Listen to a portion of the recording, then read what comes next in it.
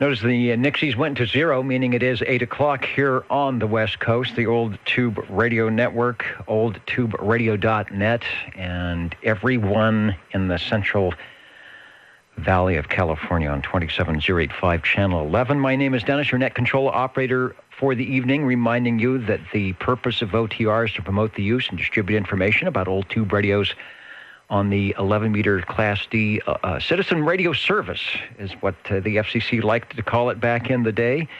We meet here every Saturday night at 8 p.m. Pacific time, the Old Tube Radio Network, the purpose of which is to fire up, talk to as many, check in a goodly amount of those tube radios that were made from 1958 to around 1978 that our collectors will bring by tonight.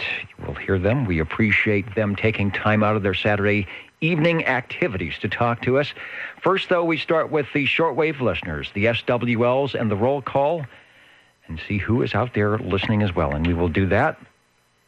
What I'll do, make some adjustments here. What I'm going to do, for the video, for those watching at Google, YouTube, hello to you, we'll patch up to the Orban loudness meter right there, and you'll be able to give yourself an audio report as we check in. Starting at the top of page 1, we are on the second week of the roll call, and we are looking for the current 00, and that would be Jim out there in Coarse Gold. 00,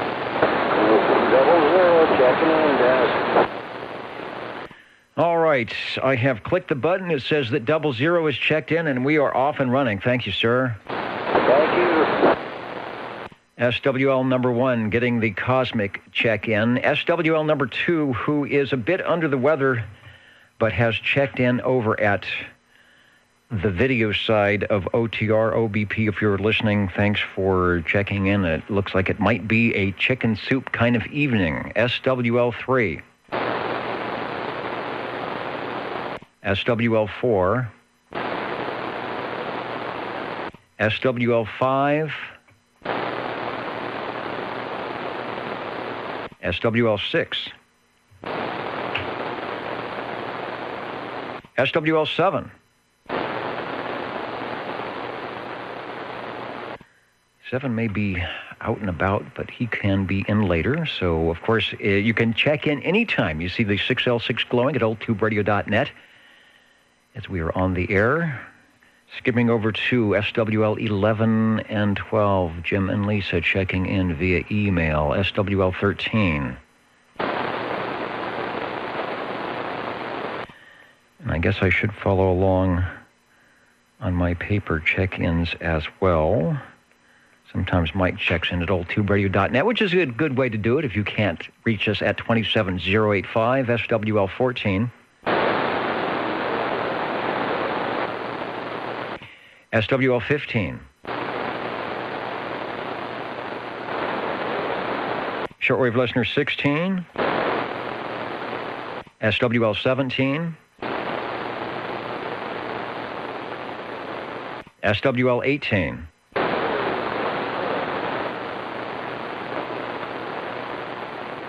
SWL 19. And we have a proxy for SWL 20, Mr. Harvey, who may or may not be out there somewhere, perhaps listening in at oldtuberadio.net. Give us a shout, Harvey, if you are out that way. SWL 21, who is checking in. And what was that meter? I'm not familiar. It looked like an external, and you called it an MD. Well, maybe if I have the right spot here. What did you call it? MD4 with a kind of blue light and some other things.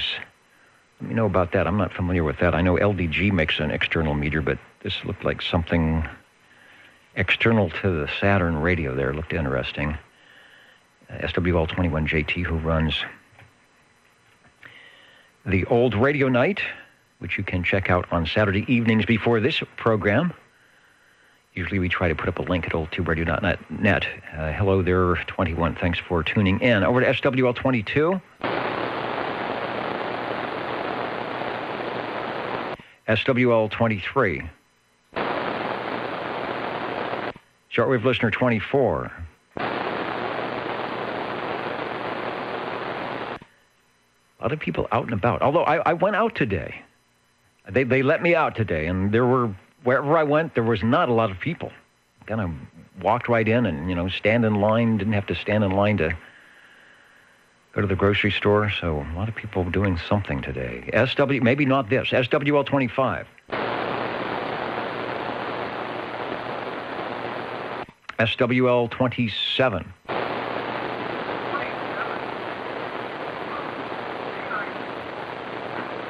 It ain't as much fun as FT8, but it still works. Got you checked in. KB6GFD. And from the FM crossband, SWL 27. Dwayne checking in.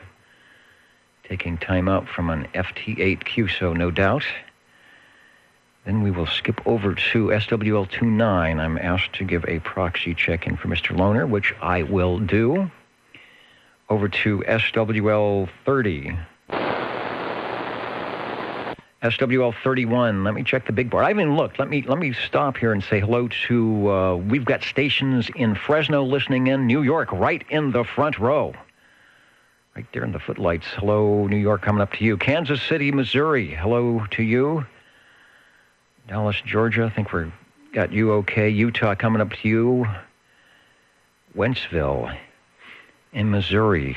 Southern California. Inglewood, Colorado. Along with Woodland Park, our Colorado stations, trying to stay warm. Hello to Washington and Maryland, Virginia coming up to you. Another Washington station. Hello, Kentucky. Somerville, South Carolina. Looking good there. The unknown SWL. That's the SWL that wears the paper bag. Another Washington station. A lot of Washington in tonight. Maybe we will get some E-skip. I do not see 31 just yet, so we'll keep an eye out for Robert and Teresa. Next to SWL 32. Giving Dwayne a check-in. He was on the Wednesday night net. We had a short chat, but a good chat. He is doing well and sounding really good as usual. So mentioned that he might at some point get the Eagle fired up for us. That should be fun. Looking forward to that. Over to SWL 33, myself, Bozo Control, the Jingle Singers, who we tested out the microphoniums. There's the honk of the proboscis, so we're hoping that we will hear the Jingle Singers later this evening. SWL 34. SWL 35. Let me also scroll down. See who is listening in. Don't see Mr. Bill just yet. I bet he will be out there. SWL 36.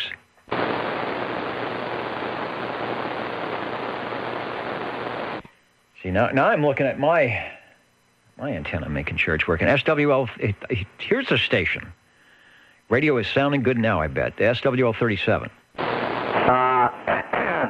SWL 37. And Dennis, you are sounding quite well here. I am going to give you a radio report of what you are hitting me, and you know where I live. You are keying down at 45/9, swinging to 50. Wow, 45 to 50. So I'm still under the speed limit. I won't get a ticket, but we will get there at that speed. You are sounding good, so you can put the radio back together the way you like it. Well, I did. I was going crazy over here. The Ray was too. He's telling me how bad I sounded on the stream to him up there. So if I'm doing it all the way up there, you know it's getting pretty bad. Well, for a while there, it was down at S7. You're at 5/9, which is where you normally are, and then it came up.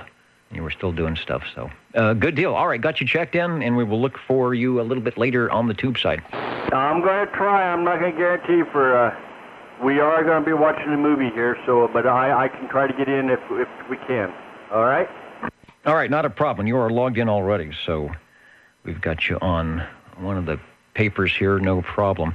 Also, I should say hello to those watching, such that it is over on the YouTube side, which you can get to by clicking the link that's on the main page. OBP is out there. Hello, Ray. Delta Delta X-ray. DD21, of course. Got him checked in. The Mighty Juliet Whiskey. Good to hear John last week on the Echo Link. KJG4755. Also, TB40 Ford, standing by in the Bluegrass State. Kilowatt KBG 665. And if there's another number there, it's cut off. From New York, our New York stations. Hello, Smarty. We hope to get some good radios for you all tonight. Looking for SWL 38. SWL 39. And over on page 1, I bet, SWL, go ahead, breaking station, over. SWL 24, checking in. All right, I have clicked the big 24 button, and we'll put an X in the square. Thank you, Joseph, for checking into the Old Tube Radio Network tonight. Downtown Chinatown, SWL 40. S2BL 40. As you can tell, Chinatown checking in here. And, there was an estate sale today, ham radio estate sale. Glad to see everyone that went, and lots of things were sold. Lots of things were sold. Let me bring up, I don't know what happened. We lost the Orban meter. There we go. I knew it was going on, but I had other things happening, and I'm not in the budget mode for any more radio gear, although it looks like there was some nice items. And let's see, that's the big Southern Pacific tooting by you there. It's not one of the Amtraks that go quickly by. They go a little bit slower downtown. All right, well, I hope you managed to perhaps pick up a deal or two, because it looked like there was quite a bit of items there from which to choose. Yes, I picked up a deal or two or three or four or five or several.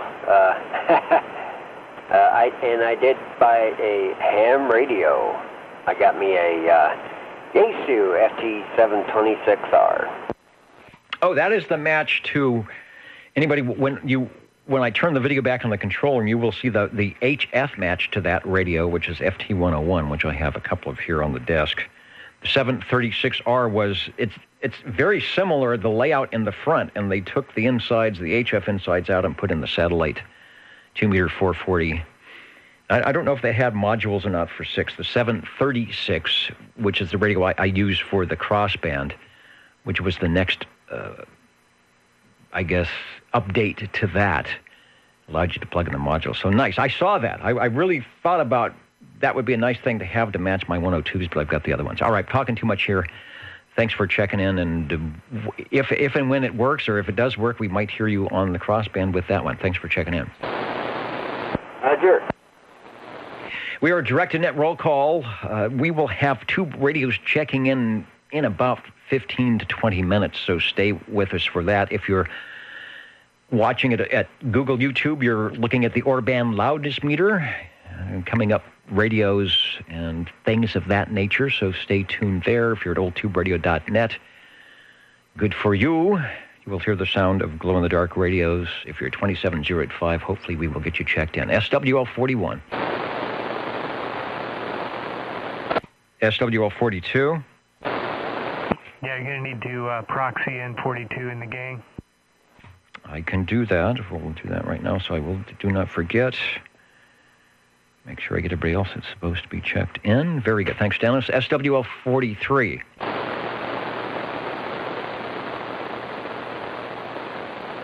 Listening. I thought I heard them all in earlier. SWL 44, who is out and about. He's everywhere. He's on the .net page. He's over in the video side. And I'm sure if the skip and the DX opened up, we would probably, as he ran out to the mobile radio, we would probably hear him on the radio side as well. Also, let me check in. 44 is in SWL 35. Hello, Mr. Bill. I see you waving a hand at oldtuberadio.net. Thanks for tuning in. Hope all is going well in the big mobile rig, and that you are staying warm when you can. Back to roll call. That should be North Fork, SWL 45. Good tonight, Dennis. 45. Okay, I'm sounding good because you have a good receiver probably on whatever radio is fired up on the radio desk tonight. Hello to you and Kelly, and thanks for checking in. Thank you.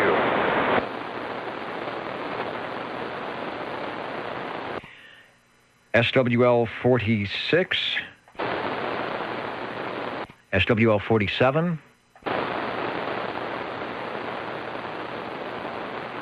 SWL 48. And I do see Sam on the other page. At least I thought I saw him there. Yes. SWL 48, checking in crossband. And the crossband, too. We'll get you there. Sounding good. Sam, we'll get you checked in. KB6 GFD.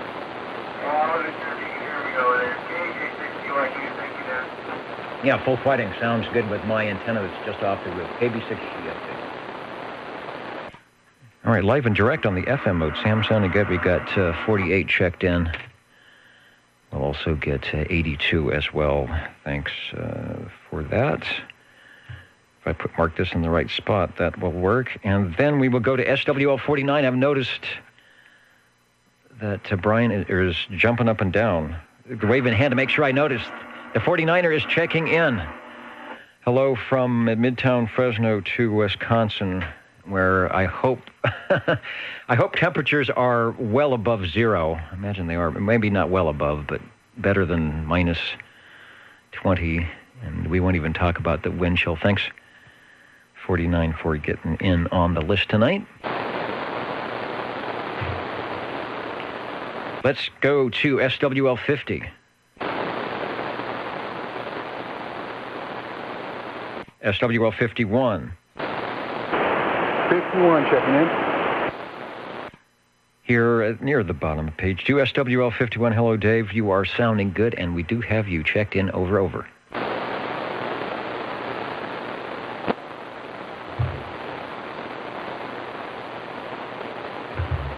And the Golden Gates, 932, waving a hand from North Carolina.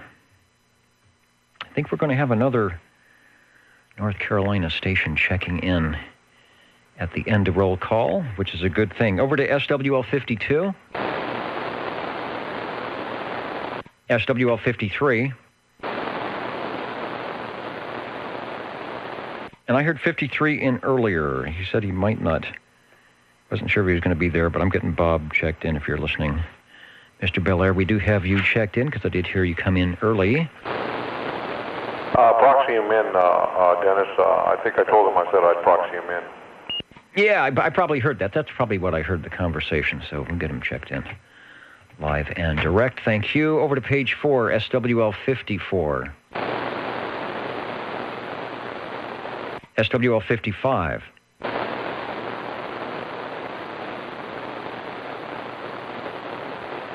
SWL 56. Good evening, Dennis and the net. 56, checking in. And sounding good as always. Always putting a good signal with good audio. Nice and consistent.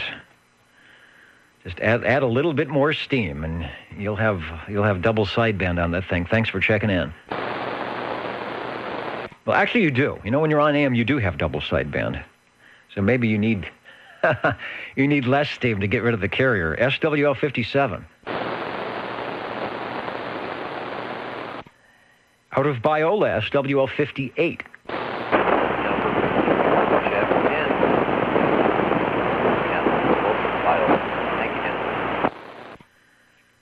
Give me a B, give me an I, and there we go. The cheerleaders. SWL 58 has his own cheerleaders. They're rivaling the jingle singers here. Thanks, Jeremy, for checking in. SWL 59. SWL 60. Thank you much, Dennis. Today we're going to check in old Jake's base. The DX2527 getting back to you. Doing a fine job. He has many radios from which to choose. They all sound good, but there is a special place for this one on our list of lists. Thanks for checking in. You're welcome, Dennis. SWL 61. 61, check it in, man. 6 and 1, 61, Mr. Copenhagen Kid. Thank you, Dean. You are checked into the Old Tube Radio Network. Thank you, sir. SWL 62. Eastern time, Dennis. This is 62. Checking in from downtown Clovis on frequency and on time. Absolutely at 21 minutes after 8 o'clock. The time, the frequency 27085 is where we are at. If you're trying to tune us in from where you may be listening, give it a shot. Otherwise, you can grab us at oldtuberadio.net or over on the video side where Brian, the mighty KUH, is waving a good evening to all.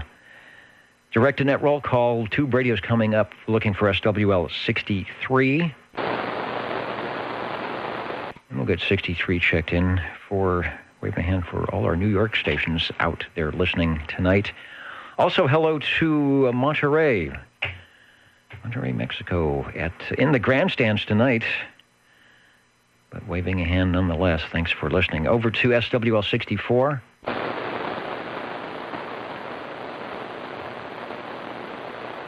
SWL 65. 65, checking in.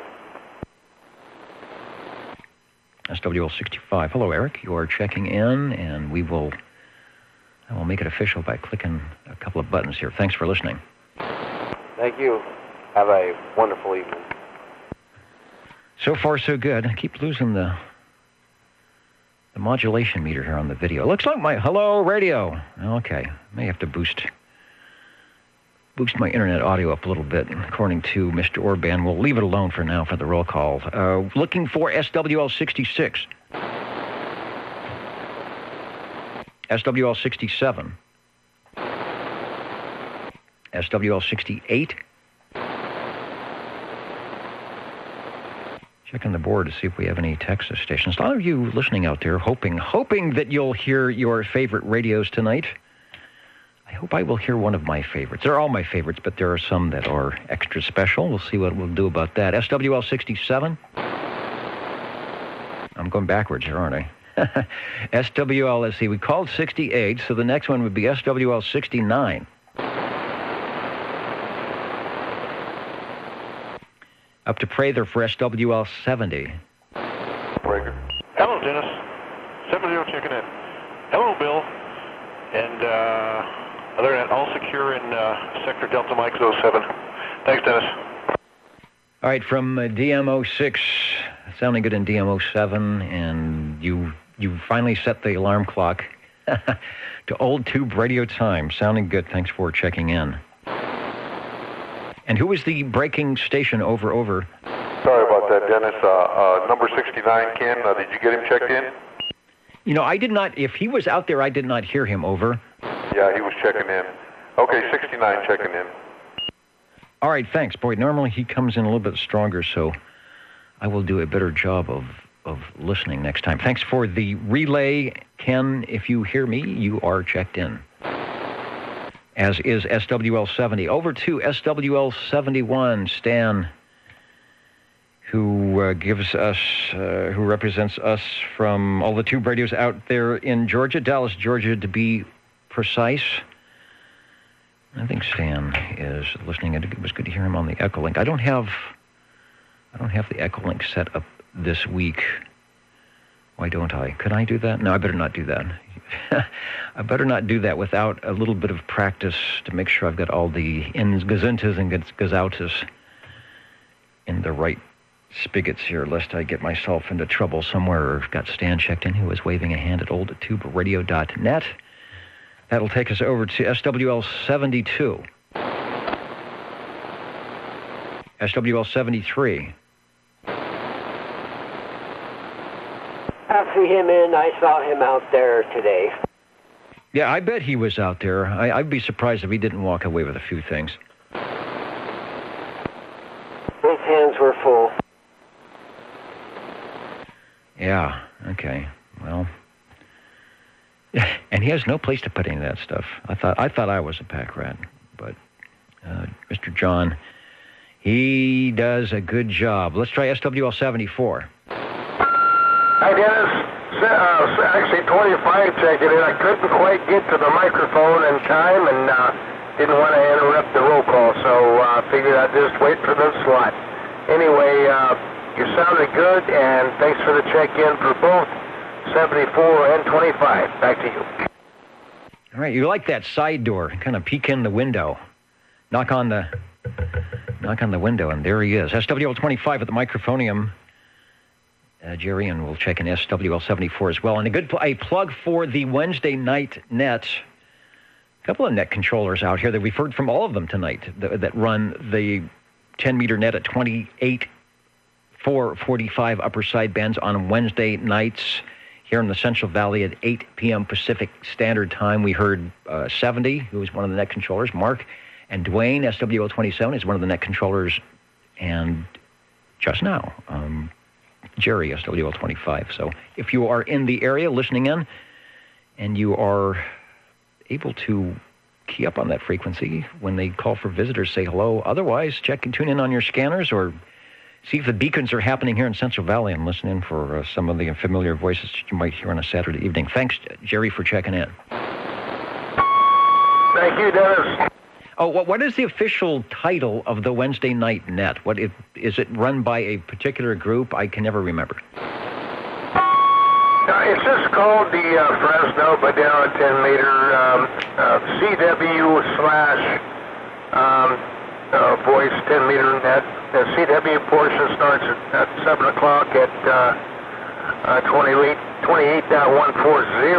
megahertz, and then of course, the voice starts at 8 o'clock, so a lot of fun anyway. But yeah, we're not really affiliated with a club. It's just kind of a independent, round table, or anybody that wants to check in and yak a little bit. It's a lot of fun. So yeah, it's called the Fresno Madera 10-meter amateur radio net. Okay, thanks for the information. I've got the J38 key on the table here, so I'm going to have to hook it into the radio and try my very bad fist at checking. I know Gus is good at encouraging anybody to check in on the CW site, so I'll give it a shot, perhaps. Thanks for checking in. Thanks, Dennis. Direct net roll call. Radio's coming up soon. We'll keep it moving. SWL 75. SWL 77. Good evening, Dennis. And Dennis the Menace here out of the Tower District on the Tower of Power. Checking in. Beaconing across the infamous historical Tower Theater and everything else down there in the Tower District, sounding good. I was just there this afternoon. I was taking the trash out. That's one of my jobs. When you're a big star, that's what you have to do sometimes. Thanks for checking in. Thank you. SWL 78. SWL 79. Shortwave listener 80.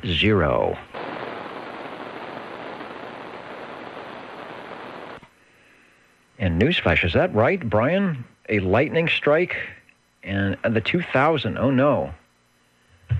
And the Drake Beeline? What? No.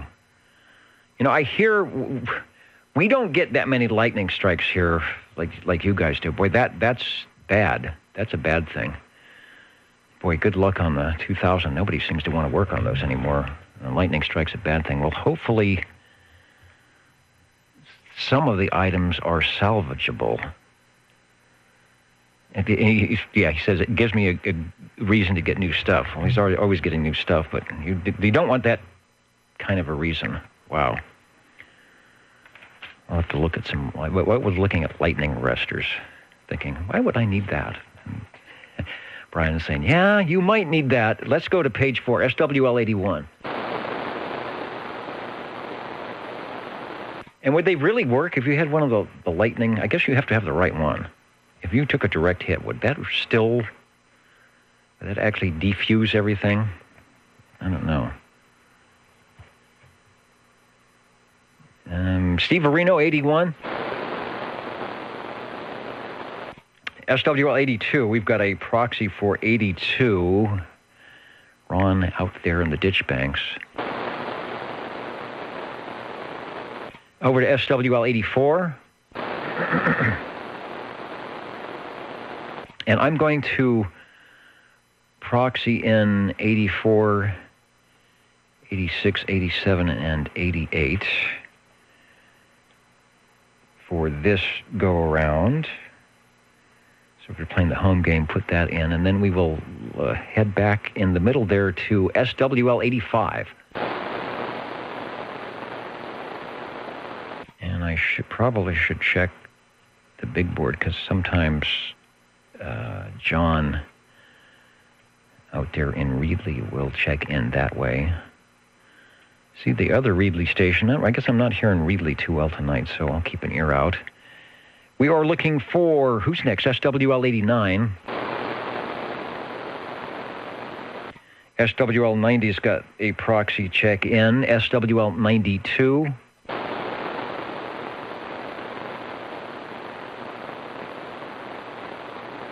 See, Fayetteville has made the big board up in the grandstands, waving a hand. Coming to you in just a minute. SWL 89, checking in. Also, Ohio. And there's 89. Let me go to the crossband. Boy, you have good timing. I was just calling 89. You sound great here on the FM mode, and we will look forward to when you get into the amplitude modulated mode. Hello, KB6GFD. Oh, I'm looking forward to it. You got me motivated when I ran into you at the meeting the other night, so I'll be back. KB6 OSX. All right, thanks. KB6GFD. Hey, good to hear Mr. Darren on the crossband, who says he is working on putting the station back together in the AM mode. Let me get the 89 official. Sounded pretty good on the FM. Let me call Chuck. That was out in Madeira. SWL 92. Louis, SWL 93. He may check in on Facebook. I will check that out just to make sure. SWL 98, Dave. Oh, there was something there, but no audio. Try it again if that was you. Checking in, Dennis. Oh, perfect. Loud and clear that time. Very loud, as a matter of fact. Fresno Dave. The old 98. Thanks. You're listening to the Old Tube Radio Network. The real radios will be coming up shortly, so stay tuned. Let's see if Jeffrey's out in the mobile. SWL 103. Nothing from Easy 103. Let's try SWL 109. SWL 110. Break. And who is the braking station? This is OTR, over. I want to say my number is 64. All right, you would want to say that, and I would say that would be a good thing to want to say. One-Eyed Jack, we've got you checked in. Thank you. Then we've got SWL 111, who says that we've got that thing not happening between here and Reedley Town tonight. Robert, if you're listening, I'll get you checked in. My antenna is still low on the 2-meter side. It's in the right polarity. Last week I was horizontally polarized, and nobody was hearing me. This week I remembered to put the vertical back in the right position, so we have had a goodly amount of crossband check-ins as well. So Robert 111 is checked in. I see that Ray says proxy 85. I will do that. Keep an ear or an eye out if he comes by direct, and we will change that. Thank you. Thank you, Ray, where he says it is 26, going down to 19 degrees, somewhere near, what is it, Harriman, Utah? Somewhere around there, but in the big state of Utah, where I guess you would expect that in February. I saw upper 60s for us coming up next week. Almost like real February, March weather, you would think. Let me keep going here so we can get to the radios. SWL 113. SWL 114. 114, checking in. Loud and clear as always, Wayne. We've got you checked in. Thanks for listening. Well, I think I heard a break OTR, but it's way out there. I may need help on this one. The break OTR, go ahead.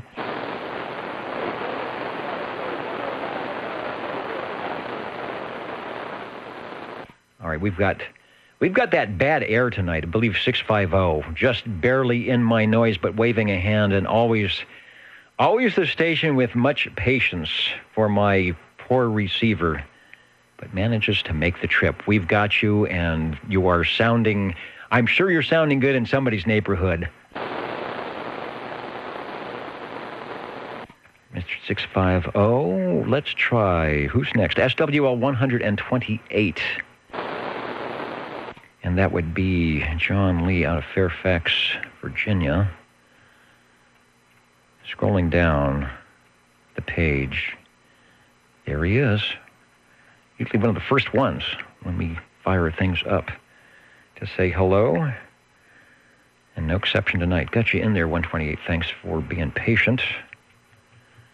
I need a bigger screen. I need one of those 95-inch monitor screens. I won't have to keep scrolling up and down. I think I heard this gentleman in earlier. I wonder if he's still around. SWL 131.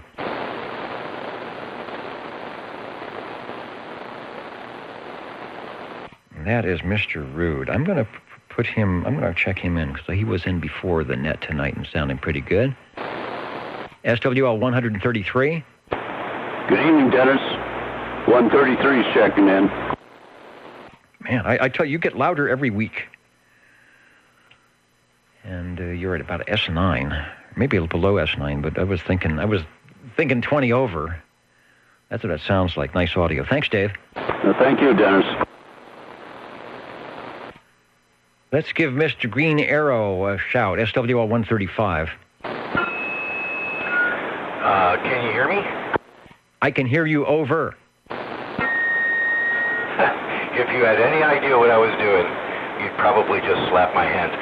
SWL 135, checking in. I can't believe you can hear me. I can hear you real good, though.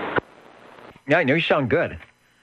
If you were listening to the audio stream at oldtuberadio.net or perhaps the video and watching your very nice audio on the Orban loudness meter, you would be pleased. You're sounding good, 135, and I have a feeling that we might get you on another list here coming up. Roll call, Tube Radios, just like that one you heard, will be checking in shortly after the roll call. I want to say hello to 102 in Spokane, Washington, checking in. Sean, keep an ear out. Sometimes the Pacific Northwest will open up into Central California here, and especially up your way. We talk to a few stations now and again, so hopefully good things might happen. X in the square for 135. That takes us to SWL 137, who's got a proxy check-in. And let's see if we can hear Course Goal tonight. SWL 145. Yeah, thank you, Dennis. 145, doing the best we can, checking in. Looks good. S9 on the meter. And nice audio, Tony. 145 checking in here and across the entire Earth at oldtuberadio.net. That'll take us to SWL 147, who just popped in moments ago up in the balcony. Hello, Neil. Checking in from Kakalaki, the cold and rainy most of the week. Kind of like here, although the rain, we didn't have so much rain this week. Not much else to report. Radios sound like they are broken. Yeah, it's been, at least on the higher frequencies for sure. Heard some voices on 20 and 40 meters, which you can do if you have a decent antenna, even if you don't sometimes. But it's stuck on the dark side of the void. Yeah, when are the, you would think by now we would start getting some sunspots rotating in. I have a feeling when they do, they're going to be hot and heavy, and we will be lamenting the fact that nobody hears anybody because of the mini grass during the start of roll call. Neil, we got you checked in. As always, thanks for the report. Look forward to, I am planning on doing some antenna work when things get better here. Maybe hear you on some of those bands that don't work that well at the moment. The guy that got us started off as 00 ever so long ago, who might still be hanging on the radio, SWL 195. 195, check. This is truly bookends. Mr. Bookends tonight. Thanks, Jim. We got you checked in again. Well, I've been called a lot of things, but not bookend. That's a good thing. It's meant to be good. All right, thanks for checking in. Thank you, sir. And one more check-in here before we go to the radios. SWL 226. Anybody I missed or would like to check in now? OTR is listening.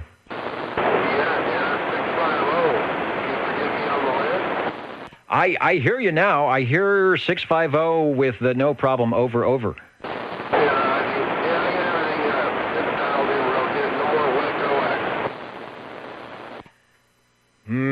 Well, maybe frozen. Freezing is not a good thing either. We have troubles at the broadcast radio station when it starts raining and ice builds up on stuff, and it will basically just shut the transmitter off. But you're sounding good now, over.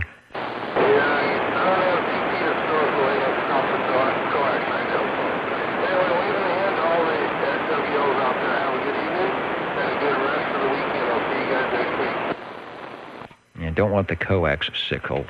650 is always waving a hand to our listeners, tube radio operators who we will be talking with momentarily. I need to step out of the air chair for a moment, make sure everything is set to go for the tube radio check-ins, and then we will be back. The video will stay up. I'm not going to reset that, so hang on there. And back in a moment, the old Tube Radio Network.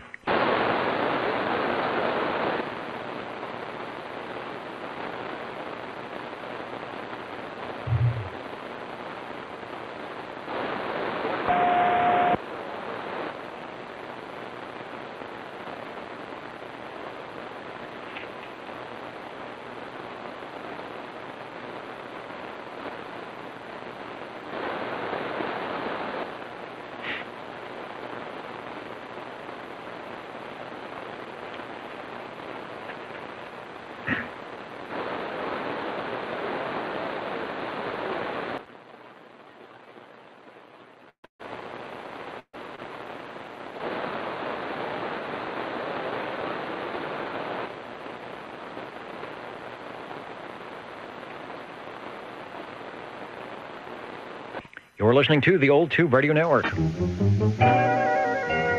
How do you do, ladies and gentlemen? Greetings to you, wherever you are. For music and the latest news from home and from afar, the station for you is OTR, Old Tube Radio. The station for you is OTR. And we hope the station for you is OTR. I think the camera is up and running here in the studio control rooms of the Old Tube Radio Network. The jingle singers next door in the other studio saying hello and welcoming you all to this version, February 23rd, 2019. 34 years on the air on Saturday evenings, thanks to our tube radio operators and collectors that keep us moving along with their fine selections. We will see what we have tonight, as the Old Tube Radio Network says, listening for radio number 1. 135. 25. All right, let's take the triple play. I will ask that SWL 25 Jerry and SWL 45 Paul step into the green room. We will be right to you. Jerry, you will be radio 3. Paul, you will be radio 2. But stepping up into the air chair now to get us started on the list will be Mr. Cliff, SWL 35, also known as the Green Arrow, back in the days when, if we didn't use our assigned call signs, we would have a special secret name, a handle, if you will. We'll find out what he's doing. Also, just a reminder that you do not have to have ever checked in before, have any special number, know the secret handshake, the special passcode to come by and check in a radio. If you found something in Uncle Fred's garage and it's plugged in and appears to be working, give us a call here at oldtuberadio.net and we will be happy to talk with you and get your radio checked in, as we are going to do with this guy here. Hello, Cliff. Hey, it seems to be pretty close to on frequency. got a 0845 on my freaky counter. Okay, the antenna situation here is not good. It's basically bits and pieces of a dipole, so I'll make this quick. It's the Browning Golden Eagle R68T68. I think this is a Mark II because it's got the on-the-air light on the transmitter. Back to you. All right, sounds good. I believe on the R68T68, I know on the Mark III they have a way for you to check the SWR. I'm going to pull up a shot. It's an advertisement, but we'll get to hopefully see if I get it dialed in. Yeah, not too bad. Although it's weird, we've got some video issues going on there of the R68T68. I will also, maybe I'll do a zero beat on the transmit, but first let's make sure that you are hearing me, because I'm hearing you fine. Over. Now I have you 10 over. Yeah, I hear you just fine. I can't believe you can hear me. Like I say, I've got parts of a dipole, most of which are actually in bushes. You shouldn't be able to hear me at all. My SWRs are well over 5, depending on how loud I yell. So I'm not going to take too much of your time. I just wanted to try to check something in. I haven't checked in anything in a while. Yeah, well, we feel like you have checked in because we use your awesome photos a lot. And probably don't give you enough credit for the great pictures. So even if you are voice not checking in, your videos are sort of checked in as well. The R68T68, if Harvey, or where Harvey is listening from tonight, he is probably jumping up and down to make sure that at least one of the original Golden Eagles by Browning gets checked in tonight, because he usually makes sure that he gets his in, and yours is sounding every bit as choice as his does. You're about an S8 to S9. You're over the noise level, but typically you would be maybe 10 over, but still close enough so that it sounds good. On your next transmission, we'll just double check the frequency, but I think you know where you're at. Over.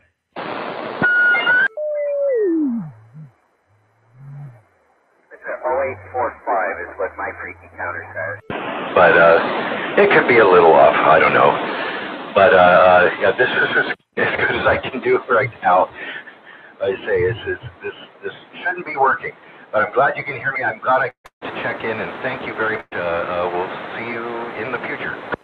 All right, thanks for checking in. 0845 is exactly where I show on the zero beat for the sideband. And SWL 135, Cliff running the Golden Eagle, the original Golden Eagle after the Mark II. This would be the next step up. There's a Series 1, a Series 2. He said he had the Series 2. These were produced from 1967 to 1968. They were just under $400 if you were to go to your local electronics shop and purchase one. The Series 2 transmitter had the lighted on the air light rather than the spotlight on in the Series 1, and some receivers have a variable RF gain. Others have a 3-position switch for RF gain. There was an optional wood cabinet, which I think we didn't show in the picture, but there was an optional speaker, which we did. Both of those sold for around $25. Don't you wish you had one of those now? Thanks for checking in. Yeah, this has the 3-position distant, normal, local switch on it. Oh, and I forgot the microphone. This is the Golden Eagle D104. Doing a good job, sounding very nice. Stepping up in the air chair now is Paul. It's WL45. Hang on one, Paul, before you make a transmission. I think there was a breaking station. Let me pick the breaking station up for OTR. Go ahead, breaking station. Just 131 checking in late as usual. Hey, not a problem. You know, I heard you before the net started, and I think I actually, because you were doing a radio test, and I actually, let me just see if I did. I think I actually checked you in officially because I did hear you. Yeah, all right. Well, I gave you a proxy, but I will make the ever-popular Mr. Rude X in the square. Thanks, sir. Thanks, Dennis. John there, one of our longtime listeners who actually came back to the radio and said, what the heck? You guys are still doing this? Yeah, we are. And thanks to our radio operators like this guy here especially. Hello, Paul. Yeah. I want to check in my Palomar 71E. Let me scroll down to the Palomar list. Kind of a rare radio, but a very popular one for those that are into the older radios. The Palomar, let's see, I know I've got, see, there's different. There's Palomar Engineers. Let me see if that's the right one. No, it's probably Palomar Electronics. And what model number? Give me the model number again, over. 71B. All right, the 71 Bravo. I've got two. I've got a radio and an ad. Let me try the radio first. And we do have the ad, so I'll go to the radio. And that's from Tyler. We have not heard from Tyler in a long time, and he had a few of these. Tyler hails from Alaska, and believe it or not, when our last Sunspot cycle was doing quite well, we would get over-the-air check-ins from Tyler. He's got the amp and the radio, so I'll scroll down to the radio, and then we'll go to the ad. Really cool-looking stuff. And also, I'm looking for the switch. It looks like it has sideband on it as well, over. That's correct. It's got everything on the thing. That's the first one they made, the 71B. Palomar is actually quite a story on this thing. The next video I'll check in, if it works, I'll bring that story into who was the manufacturer of this thing and everything. You probably already know it, so maybe you can go ahead and say something about it. But, yeah, it's a real nice radio, and they had a lot of trouble with their receive on the thing. I'm constantly turning knobs trying to keep everybody settled because it is really a bear to tune in. The next one that I'm going to check in should have that repaired. Anyway, back to you. All right, I won't hold you too long. If you're at oldtuberadio.net, I'm popping up the ad for the video. We'll just center right on the radio itself. It says, compare the price of Palomar Skipper 71B with every imported SSB AM rig. They're showing $389.95, and they're talking about the imports, especially, I'm sure they're talking about, at this point in time, the Yaesu 101 series, which was probably about twice that price, but then again, it had a few other items, like a little bit more power and some other frequencies. But if you were on a budget, this would be the way to go. Popular radio. There is 13 tubes, believe it or not, which I think was typical for the sideband radios that day. Typical, the other radios would have 11, and then you need a couple extra tubes for the product detector and some other things. A lot of 12-volt tubes. Runs 12-volt DC, which is an option, in all 23 channels. The Palomar Skipper 71B. If you're still there, Paul, give me one more transmission before we go, but thanks for bringing it by. Yeah, you bet. I'm using the Euphonics microphone. It's a stock mic for the thing. This thing has mic gain control on the radio. I was going to kind of ask you if you could kind of listen to it, tell me what sounds the best. All right, right now your audio is nice. It's loud. Doesn't seem to have any strange artifacts or accentuated frequency that might not be good. You're nice and loud, over. Okay, well, I'm going right center of the knob there. These things are really hard to set, you know, the way out, because they run like sideband. The needles flying all the time. Interesting radios. All right, and thanks for checking it in. Thanks for bringing it by. Radio number 2 from Palomar. One of the series, the Skipper series, this is the 71B. And I believe that Paul promised that we might have another Skipper line coming up in his collection. That would be a good thing. 8:55. We're going to our next radio, SWL 25. Thanks for being patient, Jerry. I hope you're still there and didn't have any emergencies running out of the green room, or perhaps being accosted by the jingle singers. Although, you know, Bob and Steve are out there listening tonight out in Ohio, and I notice when they are on frequency, when they are dialed in, The jingle singers seem to behave quite nicely. Hello, Jerry, over. Yeah, Dennis, thanks for the green chair, and the jingle singers were sipping on the champagne, and we had some hors d'oeuvres, and, well, we had a good old time. Anyway, 25. By the way, Paul, sounding great on that Palomar. Great audio. I could not hear Chris. I don't know. That was really strange. And you could hear him so well, but I couldn't hear him at all. Really strange. But anyway, 25 checking in on the Browning Golden Eagle Mark III SSB, talking on the banana mic, non-powered banana mic, and on the bass, and on the bass plate, I guess. Most people, those bass plates, but when they pick the mic up, it falls out and it shatters on the floor. But this one's still one piece. But anyway, that's about it, Dennis. And I know you know this radio, but anyway, thanks for checking in. Back to you. My pleasure to check it in, the Browning Golden Eagle Mark III. The next set, we are started off with the R68 T68 Golden Eagle. Then, who was next up? Was it the Mark II? I'm sorry, I misspoke. With the Mark II after that, and then the Mark III. This would be 1972. Here's a great picture. We mentioned before Cliff Green Arrow, who we heard tonight. Yay! Yay, Cliff. Well, here's one of his great photos that we often use when the Browning pops up, showing the Golden Eagle microphone, which I don't think you're using, but I have. Jerry mentioned that I was familiar with that radio only because I've had the honor of sitting in front of it, actually doing net. Long time ago. How long ago was that? Doing net control out there, out of Madera Heights, and it's a very, very fun radio to operate. They're all fun. Anybody that has driven, we'll call it that, driven one of the old tube radios knows the pleasure one gets from sitting in front of all the knobs and dials, like driving that 1956 Chrysler with the big fins down the road. So it's a fun. Everybody turns their head and says, "What the heck is that?" Back to you. You're making me laugh.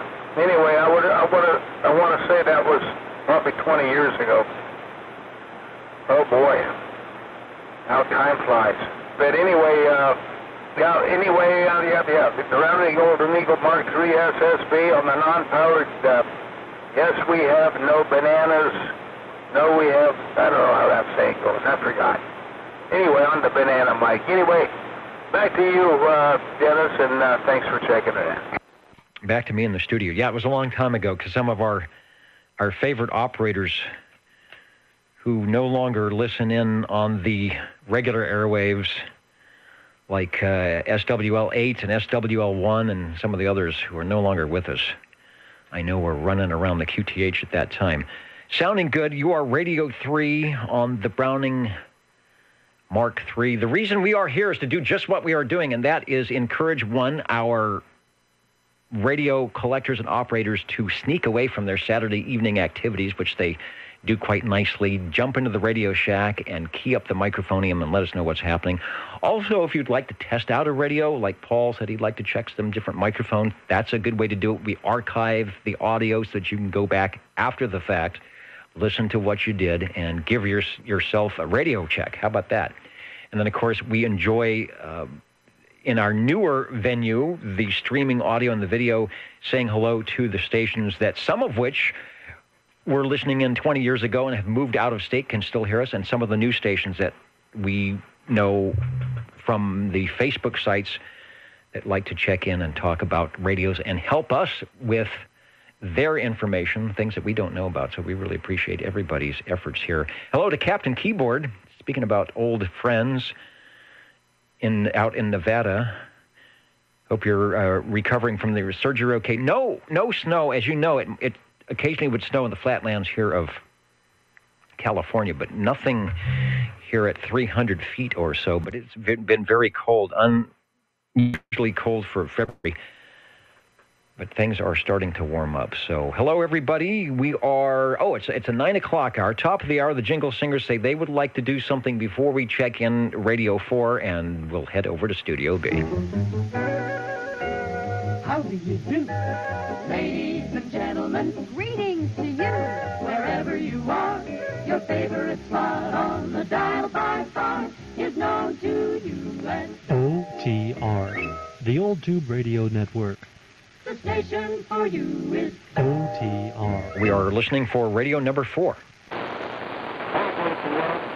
The break OTR. Go ahead, please.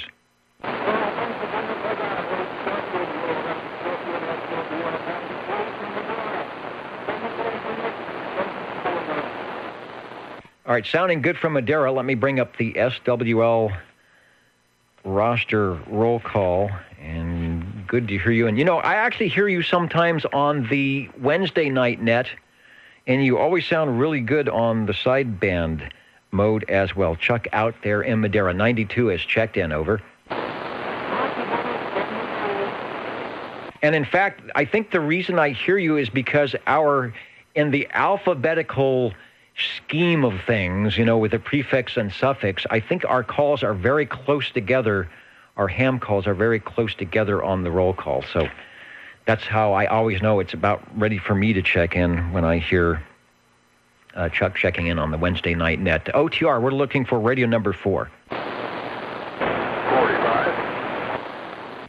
And we have radio number 4. Hello, Paul. Give it a go. This one isn't quite as strong as the last radio, I don't think, but I am listening. We'll give it a shot. Over. Okay. Maybe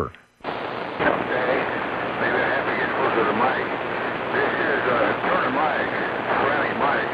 This is not the original mic for this radio, so I don't know how it sounds. I might switch mics, take off the 71B. Could we do that?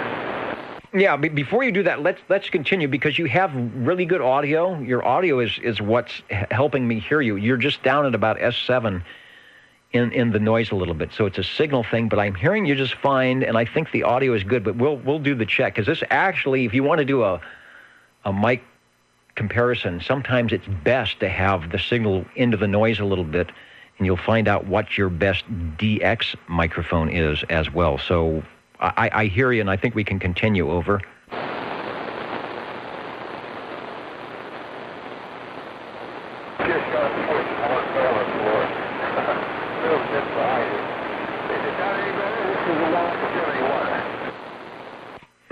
All right. Well, talk on this one a little bit, and then maybe we'll go back to the other one, and we'll see. But we'll keep with this microphone, and I'll record a little bit of that, and then we'll switch back, and maybe we'll get some others from where they're at telling us what they like. Tell me the model number on this Palomar again.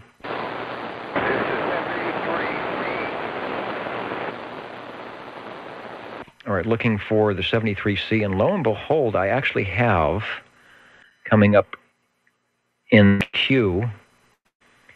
It says this is the Skipper 73C from the collection of Paul.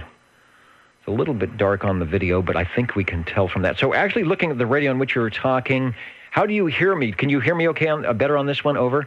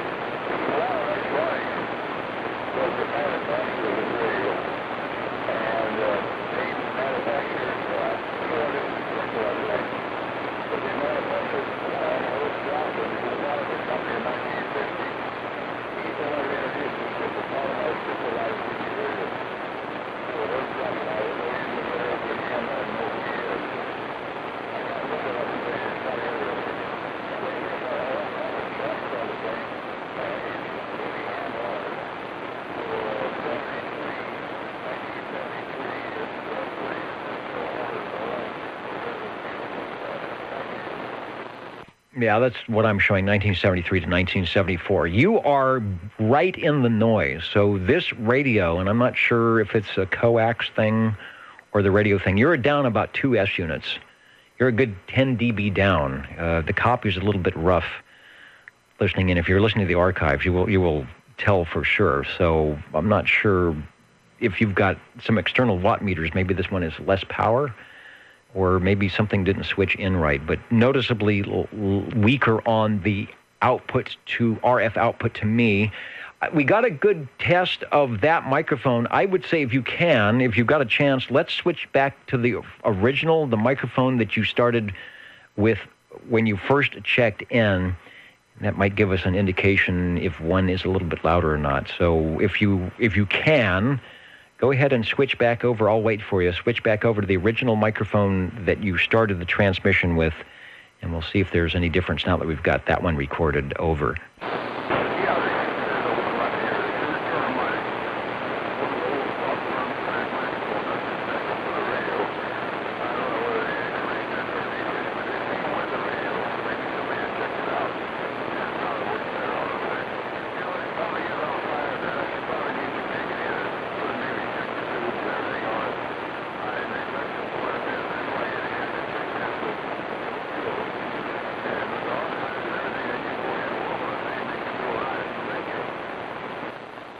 Okay, and I think this microphone has a slight edge, maybe just a slight advantage, but they're for what I can hear, and who's closer to you? I know Jerry out there in Madera Heights is a little bit closer, so he might be able to tell better on the microphones. For me, I think this one a little bit better. On your 13-tube Skipper 73C with the 5 watts RMS AM, I guess, or maybe a little less than that, and 15 watts PEP on the sideband. If you're running sideband, probably hear you a little bit better.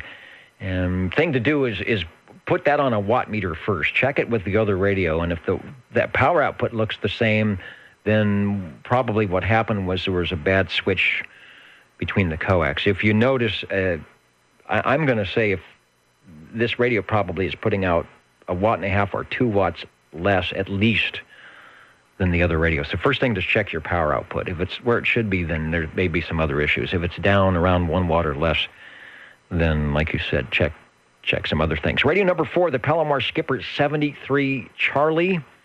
A rare radio, but if anyone's got the Palomar amps, it's a nice match for sure with those units. And also, who was it? Swan, I think, had something to do with these as well. Thanks for bringing it by.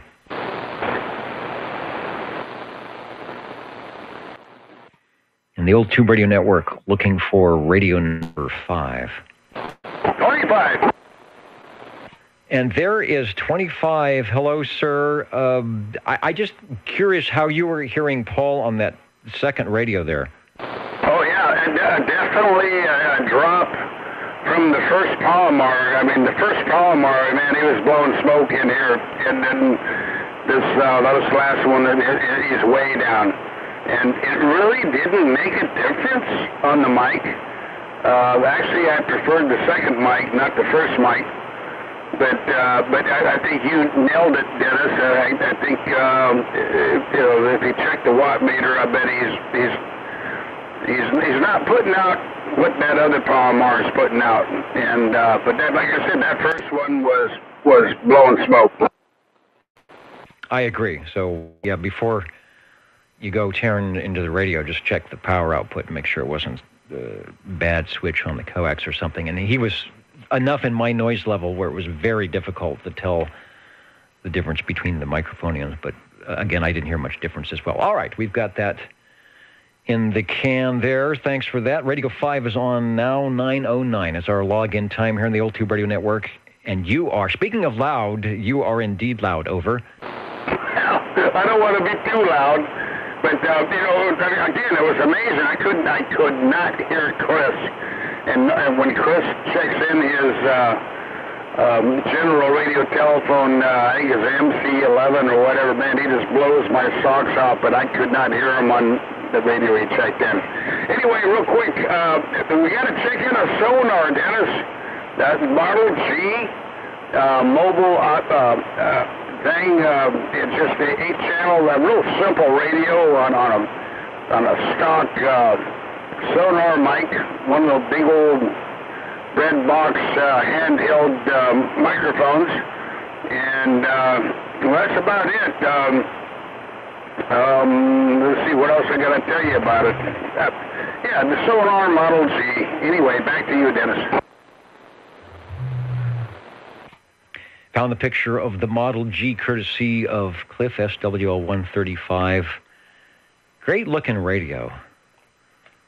Even if it's not 23 channels, it was still big time for the time with the S-meter and really good sonar audio. So don't have to do too much to that one except talk and make sure the antenna is connected properly, which it obviously is, because we are not that close together. Everyone just listening in is probably, I'll give you an S-meter report. They're probably thinking you're 20 over, but I know you're not that big on the meter, but the audio is nice, over. All right, Dennis. Well, thanks for checking in then, and yeah, I think these things were originally designed. Uh-oh.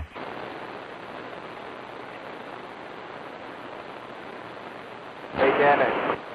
Yeah, that's never a good thing. Go ahead. This is TCE 103. Checking in. Sorry, kind of late. Hey, not a problem. I'll get you 103. I didn't know if you were in the mobile when I called you the first time, but you are now. We're waiting for SWL 25. Jerry was taking a transmission on the Sonar Model G, and it dropped out. So hopefully it's not a major thing. But Jeff, we've got you checked in. Thanks.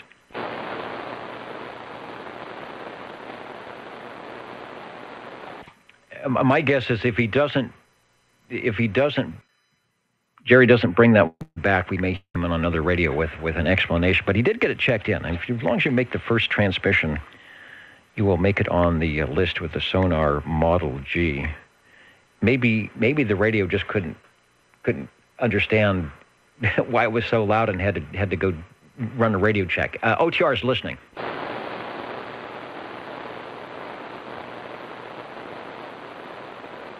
We always hope that there's no smoke where there should not be smoke.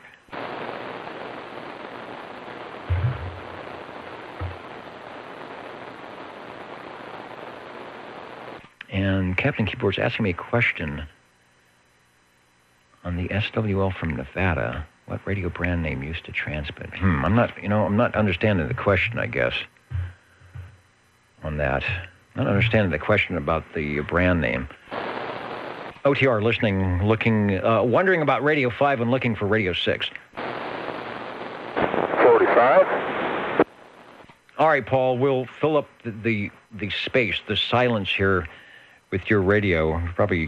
I'm sure you're hearing Jerry quite nicely on the sonar, and then it dropped out. So we will be curious to find out what happened there. But you are sounding good with whatever you have chosen to be our Radio 6. Over. Okay.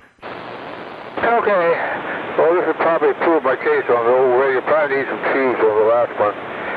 This is my Midland 13-890. I'm just writing down the number. I'm not a good Midland guy. Some of the operators know the Midlands, all those 13- numbers right off the top of their head. So to help me out, I will hopefully have a picture on the Midland. And well, you're back up to where you normally are with audio and carrier. So yeah, there's something running weird with the 73C. I'll see if I can find the Midland 13-890 as you give us another transmission. Over. Yeah, I'm running the same coax on this one as I was on that one, so I think we eliminated that, which I'm glad. Anyway, so it's going to be a tube and a cleaning. It needs to be done anyway. Anyway, this is 11 tube, and this radio is made by Midland. Back to you. Nice looking radio with the silver, the chrome, and the black. Very sharp, very modern looking, but no wood grain. It's got the S-meter, and there's a knob. There's another knob in there. I can't believe that the photo's a bit dark, and I don't have any information other than the serial number on that. So What do you think of that Midland? That's a rare radio, looks like. Well, it's kind of started off over here in the U.S., I guess. And Midland International Corporation, they had a manufacturing outfit in Japan, put it back together to their specifications. Did a fine job, I'll tell you. It's a solid, hard, really a hard one to beat. It's a great radio. And, of course, the Japanese people did a good job on building them. Other than that, the thing's this is a picture of mine on the thing, and the serial number is 90500. Then behind that, it had a space and then a 128. So I don't know if I was one of that numbers. I might have been 128. I don't know for sure. I kind of wish I was. Anyway, that's about it. There's nothing in SAM for these. You never find any information in it. Wow, and we just flipped. I have a rear shot of it there, and I just flipped over to that. It looks interesting. It has a TVI trap. Looks like it has loading and plate. I'm assuming that's like some type of a screwdriver adjustment, and an external speaker. Nice radio, and it does say that it's from Japan. So I wonder if, and it's a Panasonic chassis. They all have great audio. I wonder if that's similar to what Lafayette used for the Lafayette Comstat Mark.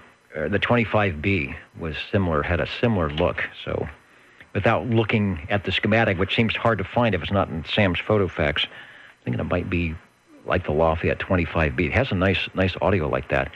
Good all the way around. Nice signal. When you listen to the archives, I think you will be pleased with the radio. I'm going to switch back to the front view there and go back to you for another transmission. Oh, someone is asking, who is that? Crazy number 2. What frequency are you using? That's a good question. I always forget to mention for anybody who might be tuning in. 27085. We are in Central California, the Old Tube Radio Network. We're talking with Paul, who is about 30 miles or so away up in the foothills. And if you're within the skip zone 27085 or the ground wave, channel 11 is where we're at. Back to you, Paul. Yeah, okay. Anyway, my microphone thing is Turner JM plus 2U mic. So it's an amplified mic I'm running on. I get, of course, with most of the radios, you don't get the mic that came with them. So you got to kind of make what you got work. That's about it. Thanks a million for checking it in, Dennis. All right, thanks for bringing it by. That is the JM plus 2U. That is the microphone that's, I want to say it's mobile. That's the blue, the two-tone blue. That's I've got one of them here. I used to use it on my old Navajo TRC-23. I used to use it on the Regency Imperial, which is not the best mic for it, but it did work. And it's here somewhere. And I really think when I find it, if I ever find it, it's going to be in bad shape because they have, was that a 7-volt battery? The unobtainium battery back even 40 years ago, it was hard to find those batteries. I have no idea if you could find them today, and I probably, like a dummy, left it in the compartment. So I'm really not looking forward to when I find that microphone that the battery is still in there. It may have ruined a bunch of things. So those are really nice microphones, and I know there are some modifications to probably run a 9-volt battery with some type of resistor. So your battery, your microphone is doing a good job. Over. Yeah, I'm glad of that. I think the battery's all right in this one. I kind of put little notes on them if I have them in there, and once in a while I do look at the things. And, well, I'd say if it's been 3 or 4 years, good luck. You might be able to fix it, though. You never know. Thanks, Dennis. All right, thank you. The Old Tube Radio Network, real radio's going in the dark, jingle singers stepping up to the ribbon microphones in the other studio to tell us about the friendly place on Saturday evenings. How do you do? Ladies and gentlemen, greetings to you. Wherever you are, the friendliest station for you by far is known to all as OTR, the Old Tube Radio Network. The station for you is OTR.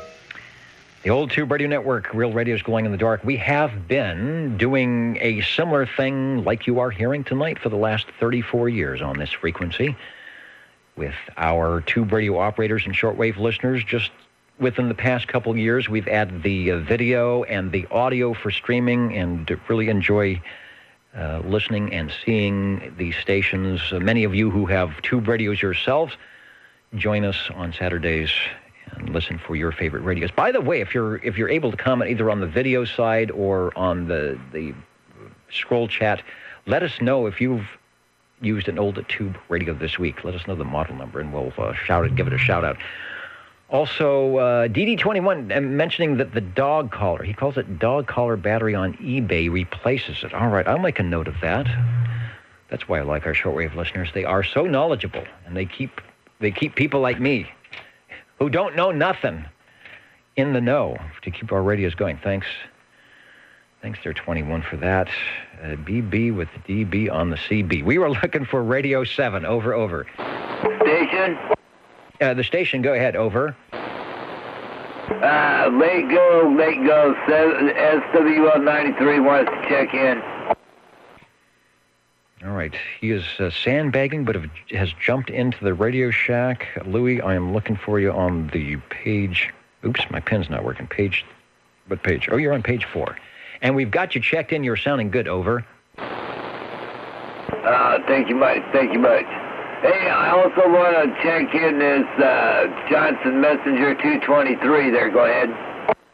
This is the place to do it. If you have an old tube radio, would like to take a transmission and even get it on the list forever, and also shout it out across the Universal Media Netweb here at oldtuberadio.net. Good place to do it is the Old Tube Radio Network. I will find the E.F. Johnson page, and if it ever comes up, we will also put in the Messenger 223 so that when you take your next transmission, we will have a great picture for all to see. Go ahead, sir. Thank you. Now, the one that I have does not have the modulation light. Mine does not have the modulation light, and it has a... I have no idea. It looks like a teardrop microphone, so I'm not for sure.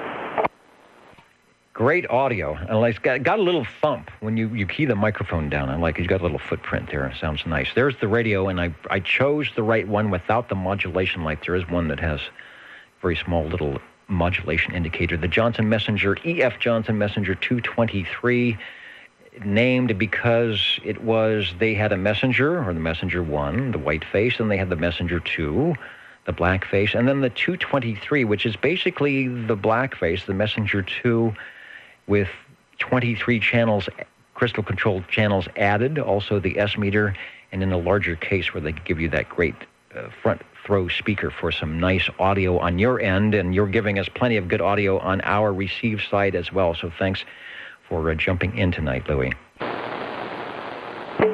you much. At least I got in there before the time expired. All righty, well, I'll let the channel go and let you get another radio in there for number 8. Yeah, thanks for being number 7. We get you officially logged in at 9:21 on the E.F. Johnson Messenger 223, the Old Tube Radio Network. Just listening. 25. SWL 25, hello, over. Yeah, well, I don't know. I'm not sure what happened on the Model Z. All of a sudden, it kind of messed up. But anyway, at least it worked long enough to get it checked in. And I know this radio has some interesting audio, as you always say. But from downtown Burbank, California, it's General Radio Telephone MC5. Back to you. Very popular seller for General Radio Telephone. Let me bring up the video. I know when I switch cameras, we have a little bit of glitch in the audio, so I always try not to do it in a silent spot. There it is, the MC5. Yeah, it has just an interesting sound. I want to almost say it's like you've got wax paper in front of the microphone or something. Get that kazoo effect. You say, what the heck is he talking about? But I hear you just fine. So there is no problem there, and we have not had, I'm checking to see if we've had a General Radio Telephone tonight. We have not. This radio goes back to 1962, and we'll talk more about that. But I want to have you take another transmission. Oh, and I was mentioning about the sonar Model G. Yeah, it was going great, gangbusters, and just dropped out. So hopefully there was no smoke and badness, and maybe it just needs to take a rest. I don't know. Yeah, that was kind of a strange thing, because I made one more transmission and realized that it was like not transmitting. So I'll figure it out. Hopefully it's something very, very minor. But anyway, the General Radio Telephone MC5 with the secret tone signal. And I remember years ago when the Carolina kid checked his in. His was a little sluggish, but it was a lot of fun. But anyway, it's again probably meant for a mobile or rack mount, because it's got the little handles on each side, and that's about it, Dennis. And hopefully it sounded okay. We got this thing resurrected. It wasn't working for a lot of years, and with a little help from my friends, we got it working again. That's a good thing for all of us, because we like to hear all the radios as they check in. It's good. You don't have to do even the audio with its quirkiness. That's because it's an old tube radio, I think. MC5 was probably the most advertised general radio telephone for general radio back in 1962, 63. If you have some type of a catalog or a magazine, you will probably see it. It was the last of the general radio telephones with the tone signal, which is the switch. If you're video, yeah, we're up there. There, I'm going to point the little mouse pointer under the thing, under the S meter. It says tone signal, and I'm going to impose upon Jerry before he leaves, maybe to see if that switch is functional, and we'll get an idea of what the tone signal might do if it's working. Sometimes they don't work after a certain amount of time. This was the last radio that had the tone signal. The MC6, the one that followed that in 1964, the FCC told General Radio Telephone, they went down to downtown Burbank, knocked on the door and said, you will not put that in any other radios, because probably it was either over-modulating somehow because the way they had it in the circuit, or maybe people were using it for malicious interference. And they said, no, do not. So it was replaced with the Bullhorn. 7 tubes, only 7 tubes on that radio. Astounding good. It will do 6-volt DC, 12-volt DC, 115-volt AC. And our note has it that just at the end of last year, one of those sold on eBay for $198. Jerry, back to you, if you will entertain us with the tone signal. Over. Okay, Dennis, and I can't imagine using this for any malicious reasons. But anyway, thanks for checking it in, and thanks for doing what you do, Dennis. And here we go with the tone signal.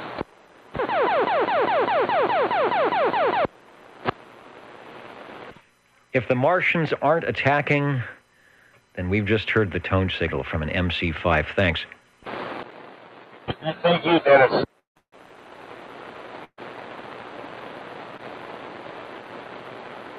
That's the General Radio Telephone MC5, logging that in at 9:26, radio number 8. We are looking for radio number 9.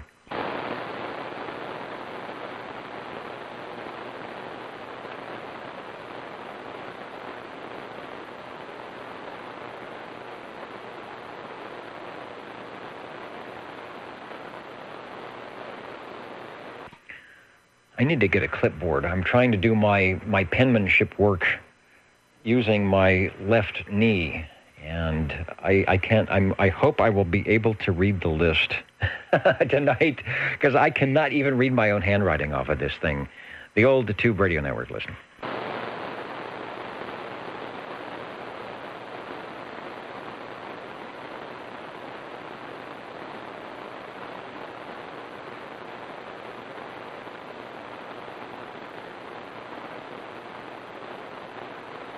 And at 9:30, the jingle singers said,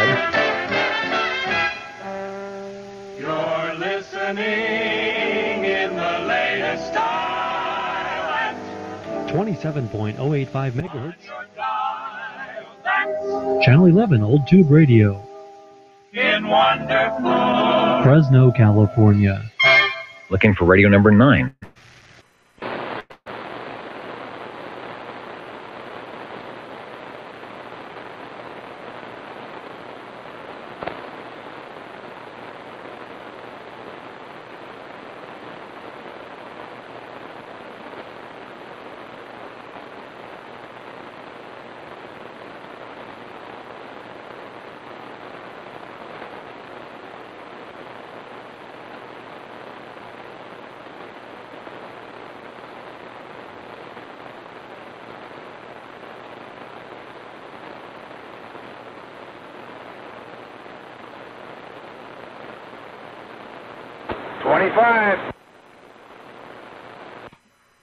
Back in style. Hello, 25, over. Okay, well, Dennis, I got to turn the volume down, man. You were blowing me out.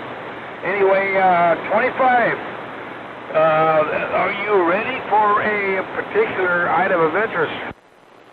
I am ready to copy, over. All right, 25, checking in on the CB3A Holocrafters Little Phone Citizens Band radio on a non-powered D104, and hopefully it's working. The receive on this radio is incredible, but anyway, hopefully you get her checked in. It does have the signal strength meter, the S meter on the front, and on the left-hand side has the VFO control thing, wheel, and of course in the middle has the C, A, B, C, D, telling you what crystal controlled frequency you happen to be on. Anyway, the signal strength meter is bouncing up and down as I talk, and hopefully this thing's halfway on frequency. Anyway, back to you, Dennis. Sounds good on my receiver. We can do a zero-beat check in a little bit. I have procured a photo from none other than SWL-135. Who'd have thunk of the Citizen Band CB3A from Helicopter. You fooled me. I thought maybe first when you keyed up, I said, okay, he's got the sonar working again and just wanted to check it out. So I kind of held back. And then you played the 25 questions, and I thought, okay, he's on one of his other sonars. And then you said Helicopters. I always forget how nice the audio is on that CB3A. I have one in the back here. Let me switch to the video, courtesy. And where is it? It is right there, with one of the Bozo Controls friends on the top. You can't really see it; it's kind of dark. But I hooked that into the audio board here, and boy, it had that audio like you have. But that was with hundreds of dollars of audio equipment. You are just doing it with a single microphone, so good for you, and back to you for transmission. Okay, Dennis, I remember back in the day, you actually used to go trip over things in the control room there and actually fire up the FM1000 Holocrafters. I think you said it was one of your first investments for an AM/FM receiver, and you used to actually play it, and it was working. But anyway, it's been a long time since I've heard it on the air, and I'm sure it's probably covered up with clutter as things. I don't know how that happens, but it happens. But anyway, I do remember that fondly. Anyway, back to you, Dennis. As do I. I can see it from my vantage point here in the Old Tube Radio air chair. Behind, as you say, all the clutter. Actually, it's behind an HF radio. And I'm trying to think. See, because of the way I'm doing the push-to-talk now with the foot switch, I can't stay keyed up. I would have to get a clamp and clamp down the foot switch, I think, and then run over there and do it. So what I really need to do is bring it into the view. It really should be displayed in the back here. I might have a better chance. In fact, I see a spot where it might go. I just don't want it to go tumbling down. It took a fall back in probably 1970 or 71, back at the house. I think my mom was cleaning, and she knocked. I had it on this shelf because I had a bed that was up, like a real high bed, and she was dusting us, and it toppled. It must have fallen 6 feet to the ground, and it broke part of it. It broke the case, but it stayed together, and it still worked after that. So, as you know, so the FM 1000. Oh, you know what I'll do? I'm on your nickel here, Jerry. You're a radio. I haven't even marked you in. You're radio number 9. I got so excited about the Helicrafters, I forgot to put it in here. So the Helicrafters CB3A is radio number 9, and I was going to steal. Let me go back to this page. Steal some of your time here to put up, even though we can't hear it. Put up a picture of the FM 1000, and if you would allow me to do that on your nickel here. Oh no, actually that is a vintage radio, and you need to tell a story. It probably hasn't been told for a while. I believe you saved up your nickels and pennies and for a long time, and that was your first investment or something. That's how I remember it. But anyway, you should tell the story. All right, thanks. I got a great picture. This is a real good picture, courtesy of, as they put across the front, courtesy of Radio Museum. This is the FM 1000. It's got that big, nice chrome speaker grill. It had the huge, what I liked about it was this very large, look at the large slide rule dial. So if you're an SWL like I was at the time, you just can't beat a vernier dial like that. You have all that you crank, and you have all this space between 600 and 700 and 800, and it had a tone control, AM, FM, AFC. It had the telescoping antenna. The bad thing was that handle didn't collapse, so you were stuck with that handle sticking out. But what it did have on the side was an external antenna jack. And so, of course, being the consummate SWL I was back in my early high school days, I went and built a long wire antenna through the trees in the yard, ran it into the room with a proper size jack and plugged that in, and I used to DX and keep a log on the AM band, which was just really easy to do. Great receiver. It had easy band spread, and I got myself into trouble with that radio. Yes, I saved up. I worked at the bowling alley keeping score. I saved up my dollar bills. My dad worked at Northrop Aircraft Corporation. Northrop bought the Helicrafters Company. They were a subsidiary in the 70s when they started making their radios and things out of Japan, which I do believe this was an import radio. And so being a subsidiary, I was able to get this discount. He brought home a brochure one time and said, look at all this stuff I can get a discount. So we got some walkie-talkies, and I bought that radio. I think it was $19.95. It might have been $21. I probably have a receipt here somewhere back in, I want to say it was 1969 or 1970. So I bought that, and I had fun DXing. I used to stay up late on Sunday nights, early Monday morning, because a lot of stations back then went off the air for testing purposes, to test their transmitters and to work on the transmitters. So what would happen, all these big power stations would go off the air on Sunday nights from midnight to 5, and it opened up the band so you could hear lesser powerful stations, and so I would log in a lot of stations on Sunday night, Monday morning. The bad thing is you had to get up and go to school. So I often on Monday mornings would be bleary-eyed and probably falling asleep in class because I was using this radio right here with headphones on the long wire DXing for my little radio chart. Thanks for letting me talk about nothing. Back to you.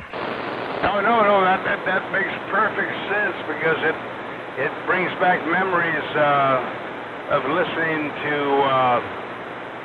XERB Wolfman Jack of Baja, California, and I used to listen to him all night long until I couldn't stay up anymore. But like I said, I think that was on a Sunday too.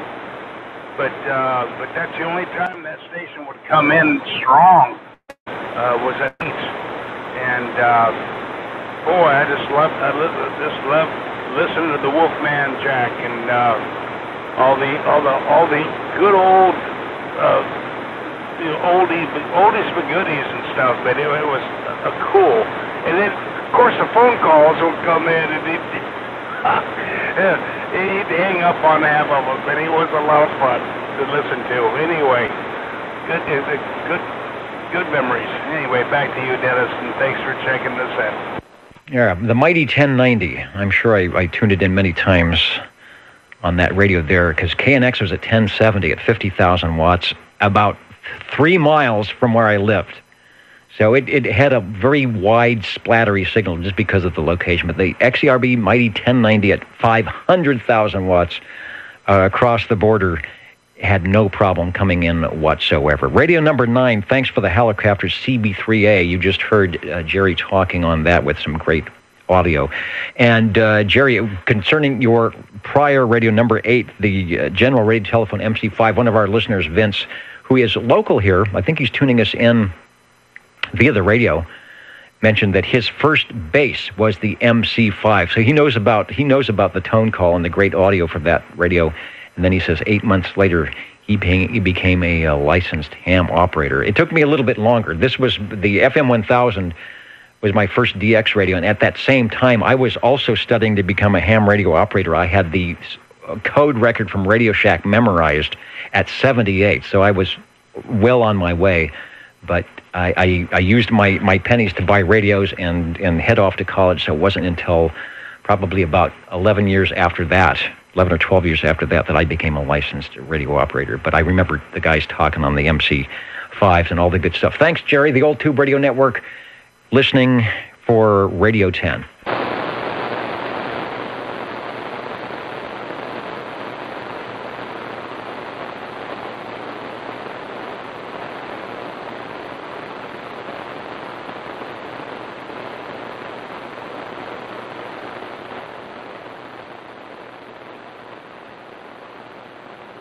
And again, having the floating audio issues on the internet stream. So if the volume levels are moving a little bit around or making you adjust things, I apologize. Normally I can keep them fairly stable. We'll go back down to where they should be. But with this new system I'm using, sometimes they think that you want to let the computer control the audio, which is not the case. The Old Tube Radio Network, Jingle Singers, heading to the ribbon microphone here. We got about 15 minutes left for your radio check-ins of the magic of the Old Tube Radio. What are the magic numbers? 27.085 megahertz, channel 11. Are the magic letters? OTR. Right here in Fresno, California. Radio Magic. Old Tube Radio. For you. Looking for radio number 10.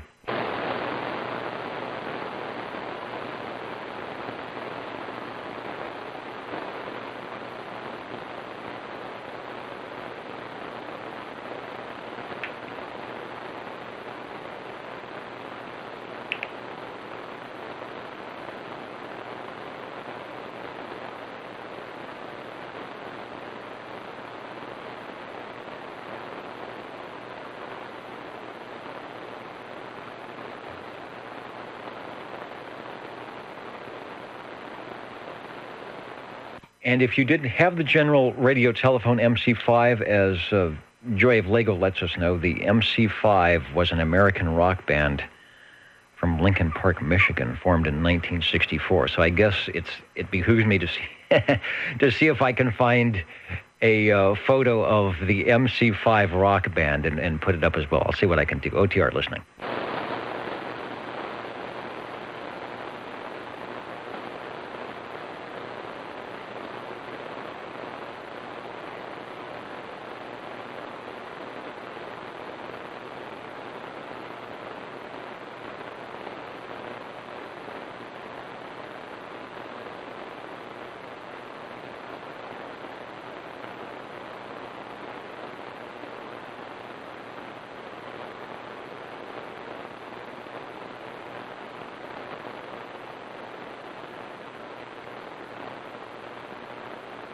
All right, there it is. It's probably not going to show up very well on the camera, but I'll give it a try MC5, I can only give you everything.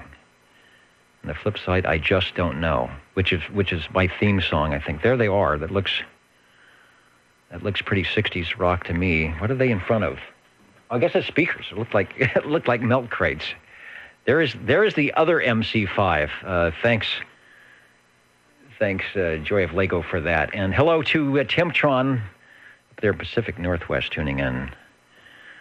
Saying hello to us on the net. We are talking about the MC5 radio. There's the MC5 band, and we're looking for Radio 10.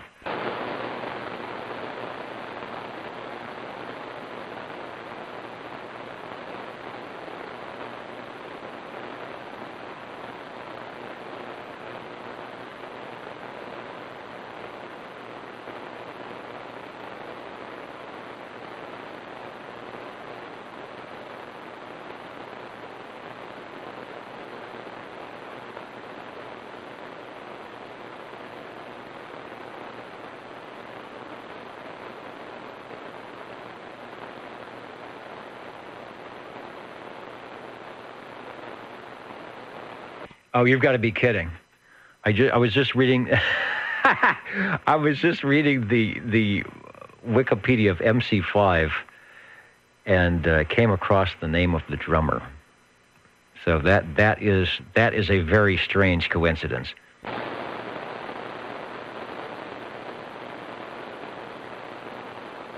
I never knew I was in a rock band. OTR listening.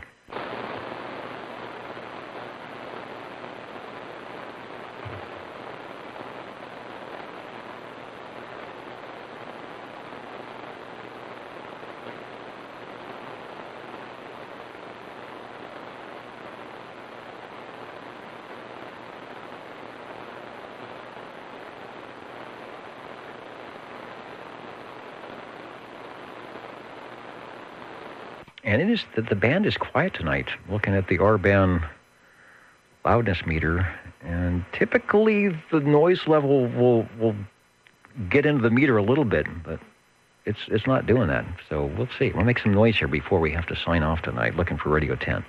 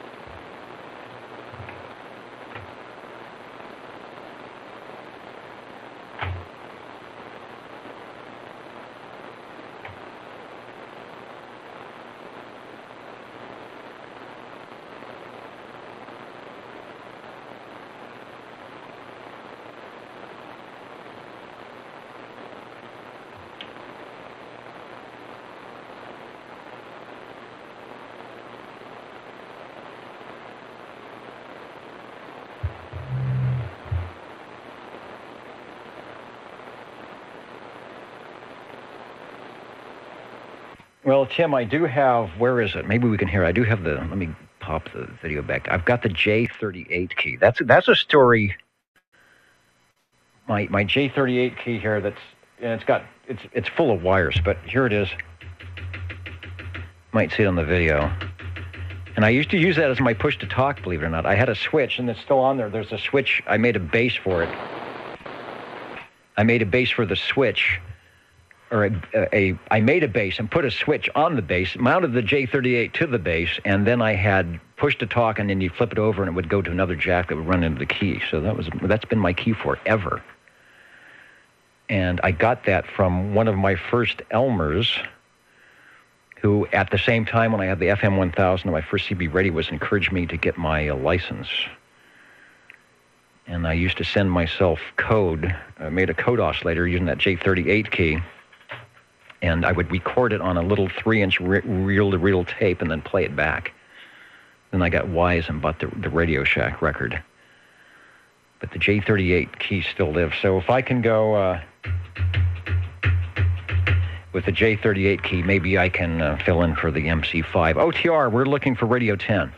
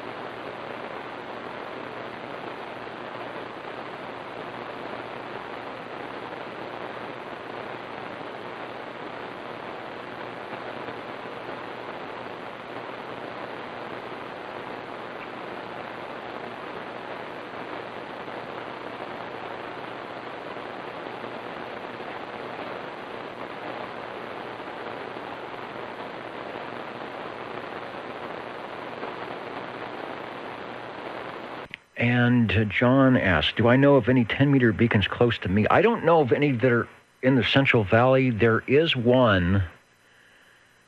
Oh, and it's the guy up in Tehachapi. Tehachapi is probably 110 miles from here by Bakersfield up in the hills.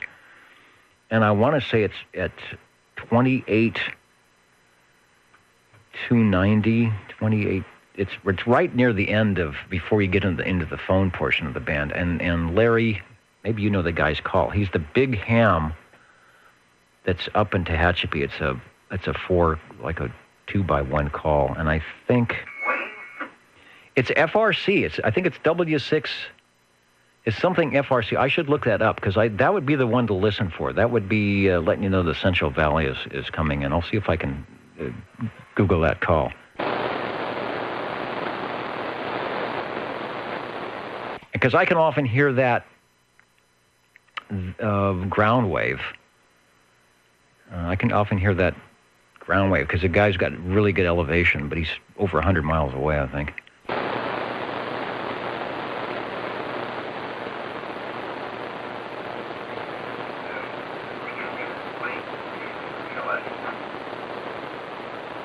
Yeah, Overbeck or something like that, KB6GFD.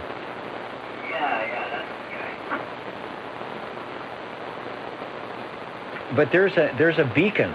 It's been on all the time. Maybe it's not there, but it's an FRC, a W6 FRC, something like that. It's at 28, 290, 295. That's the first thing I check on. But the station was asking if there was a Central Valley beacon, and I know if that's still there. But maybe it's not, Wayne. But it was up in Tehachapi, I think.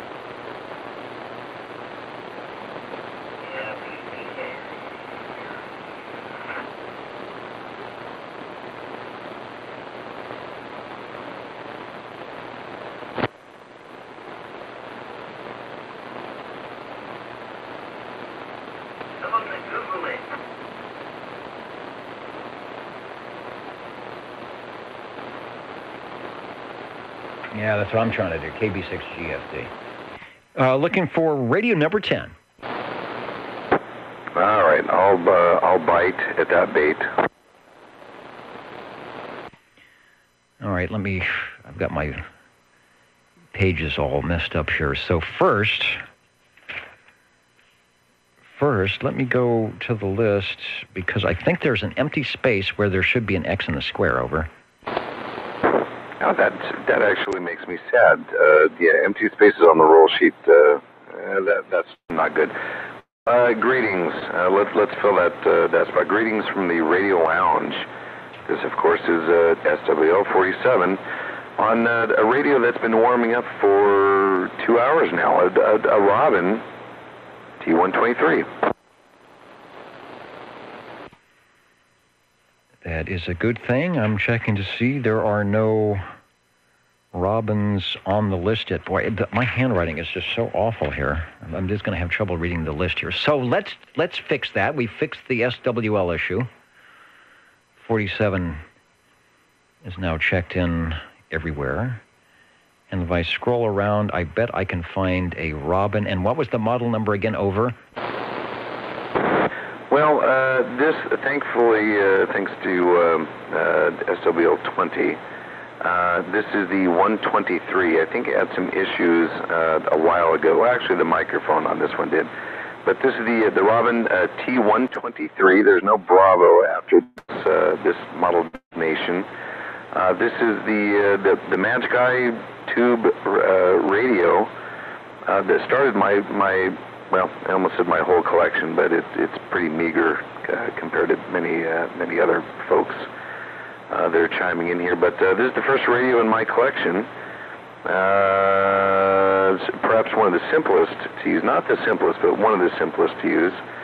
But it's got that Magic Eye tube, and man, that's definitely the main feature that did it for me. There is something mysterious about watching your radio. Early days, the Magic Eye tube, whether it's the wedges coming together as you're dialing in, centering your frequency, maybe watching it dance with your audio. So you can stare and watch the S-meter. And the newer radios, the SDRs, you can watch the waterfall and look at the display there. But something mysterious this way comes with the tube radio. The audio is good too. Just if you on this end, even though I can't watch the Magic Eye, when you make it do its thing, it sounds great. Over. Okay. Well, I think I'm being laughed at here in the Radio Lounge. I'm being laughed at because some of the audience members here are watching me. I'm actually sniffing this radio, and I know we've talked about this on numerous times. Yeah, please don't laugh at me. Okay, so you're right. The Magic Eye tube itself is great. It was the first feature that drew me to this radio. I always get these confused. I think it's a 6. Oh my gosh, it's a. You're gonna have to help me out with it. 6. It's not a 6 or E13. Is that right? I believe that is correct, because this is the one that we're actually looking into the side of the tube. If you were standing the tube up in the socket, we're looking right into the side of that. There's a little slot cut out in the front panel, and that is the tube being displayed right in that slot. Okay, so 6 or E13. I always get that, and I think the other one, the Pac-Man style, is the 6ME5. Please don't quote me on that. Anyways, yes, this is not the round one. This is the vertically oriented one. When you speak into it, as I'm trying to do right now, a bar lights up from the top going down, and one from the bottom going up. And the more you yap, the more it kind of closes itself together. It looks great on the radio patio. I haven't used it outside in unfortunately, a long time. I think with my increasing age, I have an increasing incapacity to deal with cold weather and or hot weather for that matter.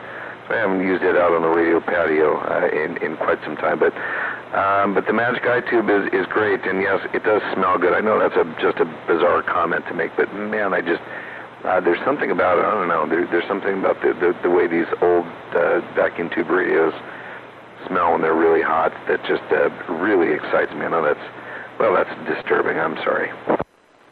Well, it's okay to say that on a Saturday evening during the Old Tube Radio Network. For those looking at the video, I just popped up the 6RE13. You're correct.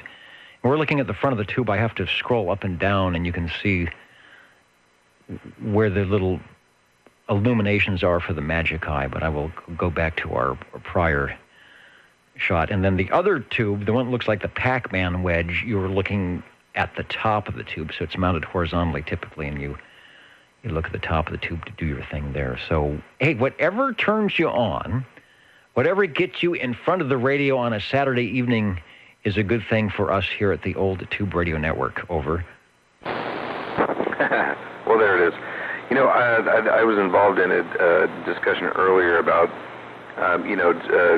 many, many years ago, 40, 50, 60 plus years ago, gasoline was, relatively speaking, it was very, very inexpensive to use. So when they built homes, they were always really inefficient and all that good stuff. And it was making me also think about, I guess, when this radio was made, I know there was some discussion that, actually making some sort of a needle, a meter with a needle on it, I guess, was relatively expensive. So I guess they didn't use that type of technology that much. I guess at that point in time it was Magic Eye tubes that were, again, relatively speaking, I guess they were cheaper to make.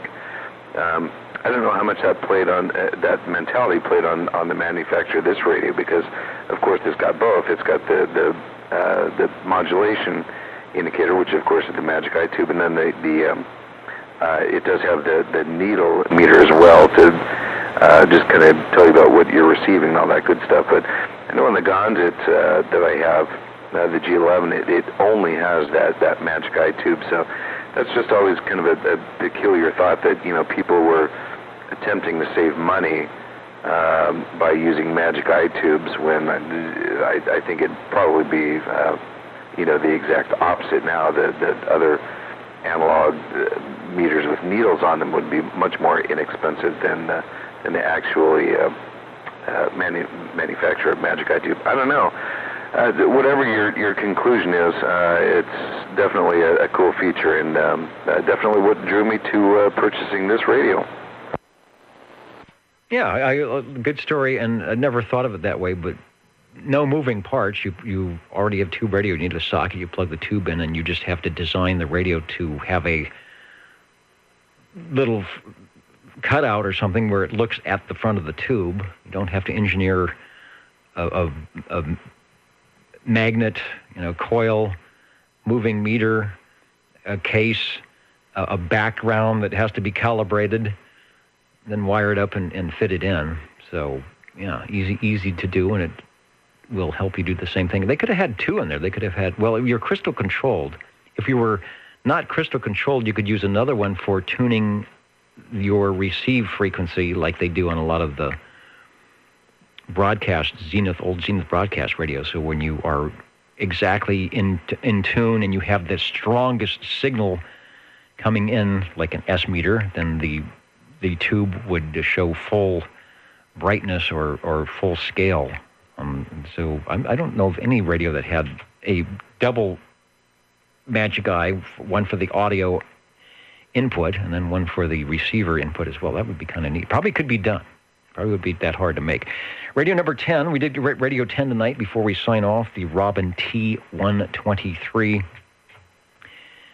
Michael at the microphone, sounding good, very loud. Always nice audio on this radio without having to try too hard.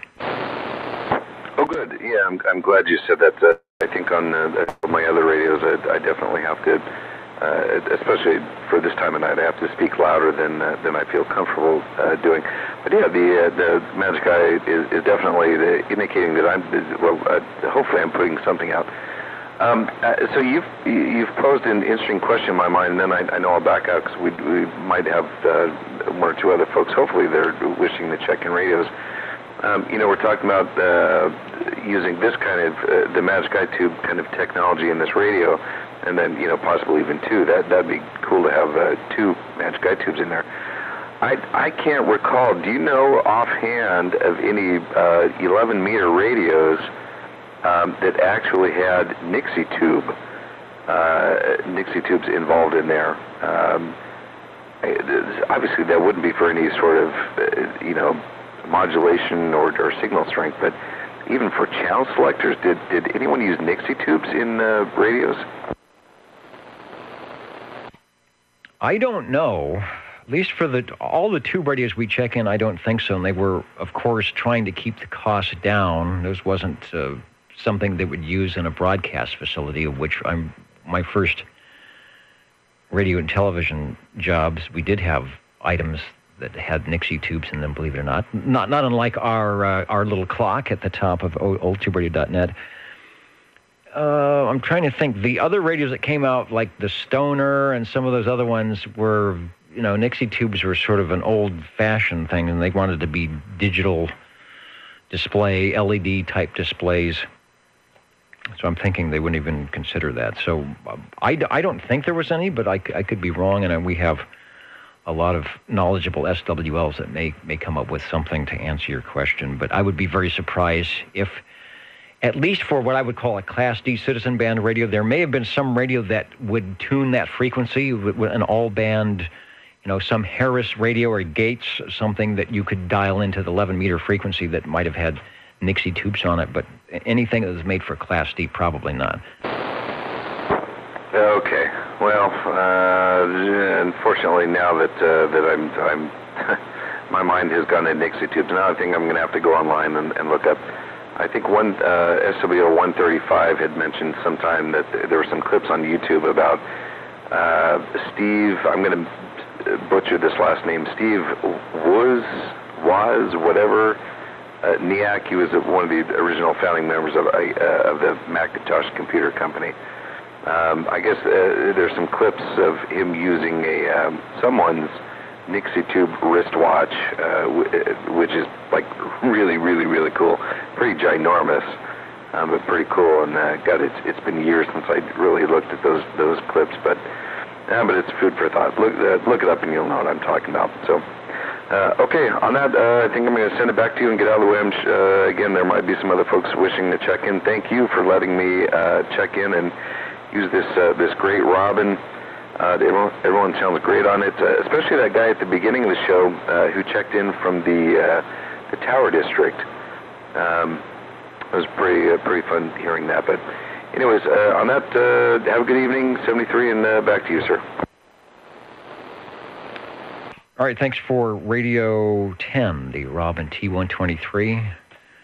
And you're talking about the other Dennis, who always amazes me with whatever new radio he has, and he can do some audio items to that, and it really does sound broadcast quality. The Robin also sounding broadcast quality tonight. And good night to DD21. As we get some stations jumping out here, as we will be doing the same thing. And Ray asked what was the name of the Zenith dealer at Clinton in '99? And I remember that. Probably was around when I came into town. There was also a dealer that sold amateur radio stuff. I want to say it might have been Diamond. Was there a Diamond Electronics? Maybe that's why it was Diamond Lumber. It was a diamond all the way around. I've got some paperwork here. It's not in my room, but I've got an old manual for a Collins radio, and I think it had a receipt that someone had ordered, and it was something like that. It was like diamond or something. So, Ray, you may be onto something here, but I can't quite answer the question, but I will research that. What were we going to do? Oh, the Jingle Singers say they want to get out of here, too. It's getting late, but let's open up the other microphone and see what they got for us. Let's do some spelling. OTR. 27.085 megahertz. Channel 11, Old Tube Radio. Old Tube Radio. I'm counting and amounting. There's still time to get checked in before we sign out tonight. OTR listening.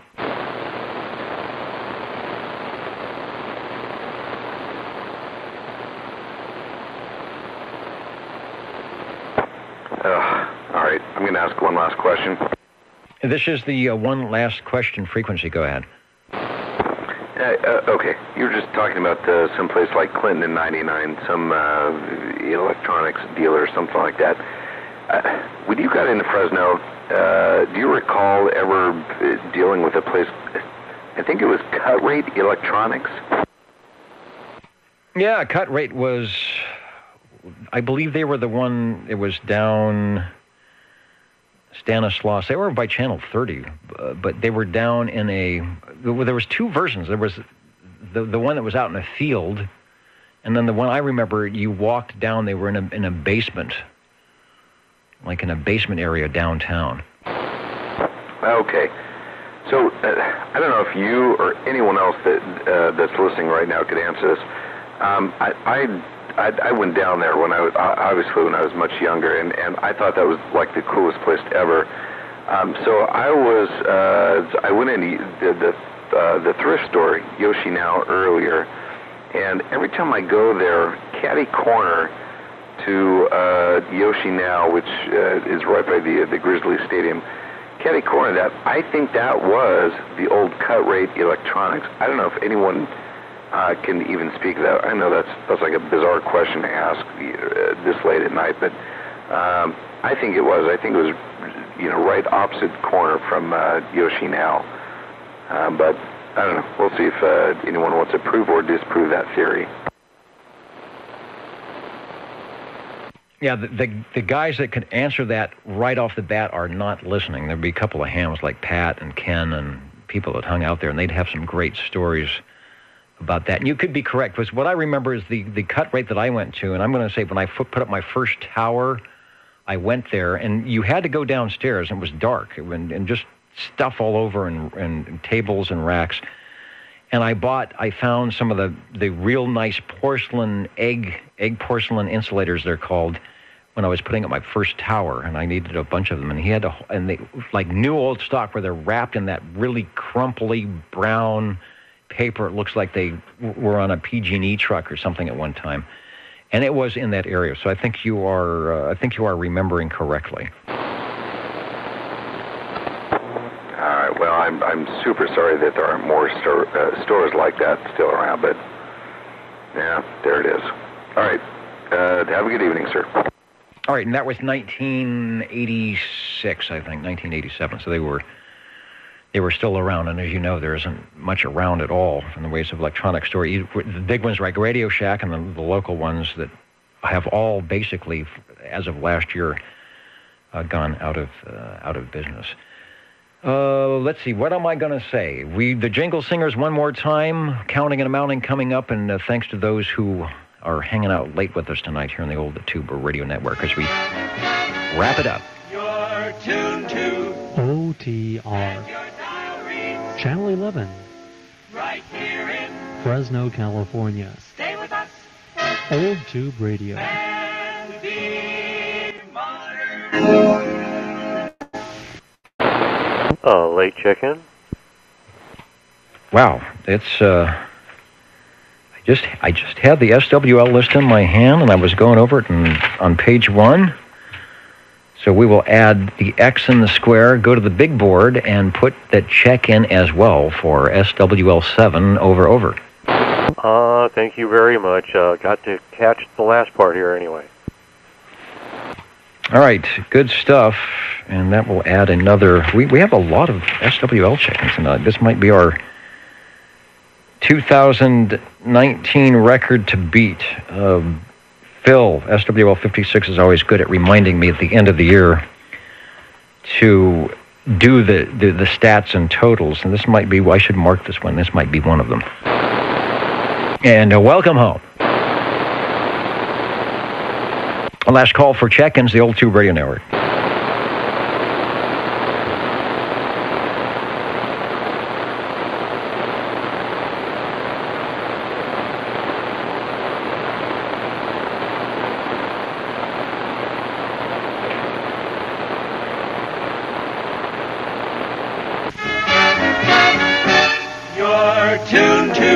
we heard this already. Channel 11. Right here in Fresno, California. Stay with us. Old Tube Radio.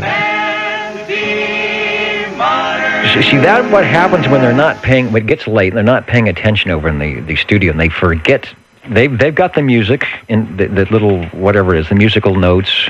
Wow, wait a minute, where's my audio solo? Hold on. Wow. Had an internet blow up there. So my apologies to anyone. I looked over and all the meters were in the red. Now we can't hear you. Yeah, well, okay, because you know why everybody turned their audio down. That's why they can't hear me. Okay, the Jingle Singers have turned the page and are going to do the right thing. The orchestra is ready to go. This is the Old Tube Radio Network. Ladies and gentlemen, stand by. It's time now for the current OTR totals. This would be the... I think I'm signing off at the right time here before things start blowing up here. Current and final totals. And yeah, this is going to be the night to beat for SWL check-ins, I think, in 2019. We had 9 on page 1, 23 on page 2, 19 on page 3, and 22 on page 4. It looks like a total of 73. Am I doing that? I may have to recount this. I can't believe there's that many, but I'm showing 73. So that's a good thing. We like as many check-ins as possible. Also, we got to 10 radios tonight. The most heard manufacturer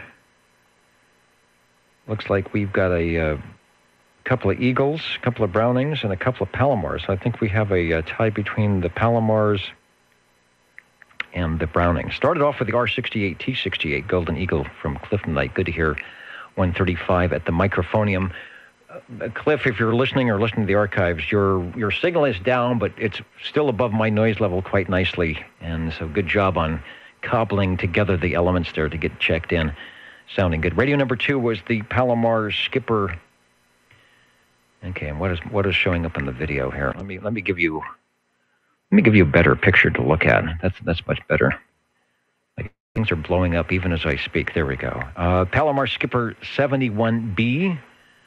From Paul, Radio 2. I think that was the one that was nice and loud. Then he came back with the Palomar Skipper 73C. That was Radio 4, and that one had the power issue, we think. Radio 3 was Jerry on the Browning Golden Eagle Mark III SSB. Radio 5, SWL 25 on the Sonar Model G that took a great transmission and then live on the air just went away. So hopefully there is nothing serious wrong with that, and we will hear it again in future episodes of the Old Tube Radio Network. Radio 6 tonight, Paul on the Midland 13890. The very nice audio on that. Radio 7 was the E.F. Johnson Messenger 223 from Louis. That was followed by the General Radio Telephone MC5. Not to be confused with the group, the rock and roll group MC5. I'll have to check out more about the drummer there, who maybe I'm related to that guy. I don't know. Then we had the Hallicrafters CB3A, also from SWL 25 Radio 9, and as you just heard, the Robin T123 Magic Eye. Radio beaconing into the Old Tube Radio Network tonight. I'll see you next week. Thanks, everybody, for tuning in and giving us some radios and participating in what we do here. There are many of you who do similar things in your area, whether it's a get-on-the-air night just to do that, or like JT does an old radio night where he may feature a tube radio, or like tonight, a newer radio with some piece of external equipment, the cool meter that he had tonight. So that's also another thing that he streams. But wherever you are, try to get on the air. You know, you only need, what, two stations to make a true conversation. You don't want to broadcast, right? So you can't do a QST. You have to have another station to talk to. Good way to do it is something like we do locally with the Old Tube Radio Network. Good night, everybody. We will catch you next Saturday. 27085 is where we hang out here in the Central Valley of California. And we'll do it again next time. Right, Dennis. Nobody gets that, though.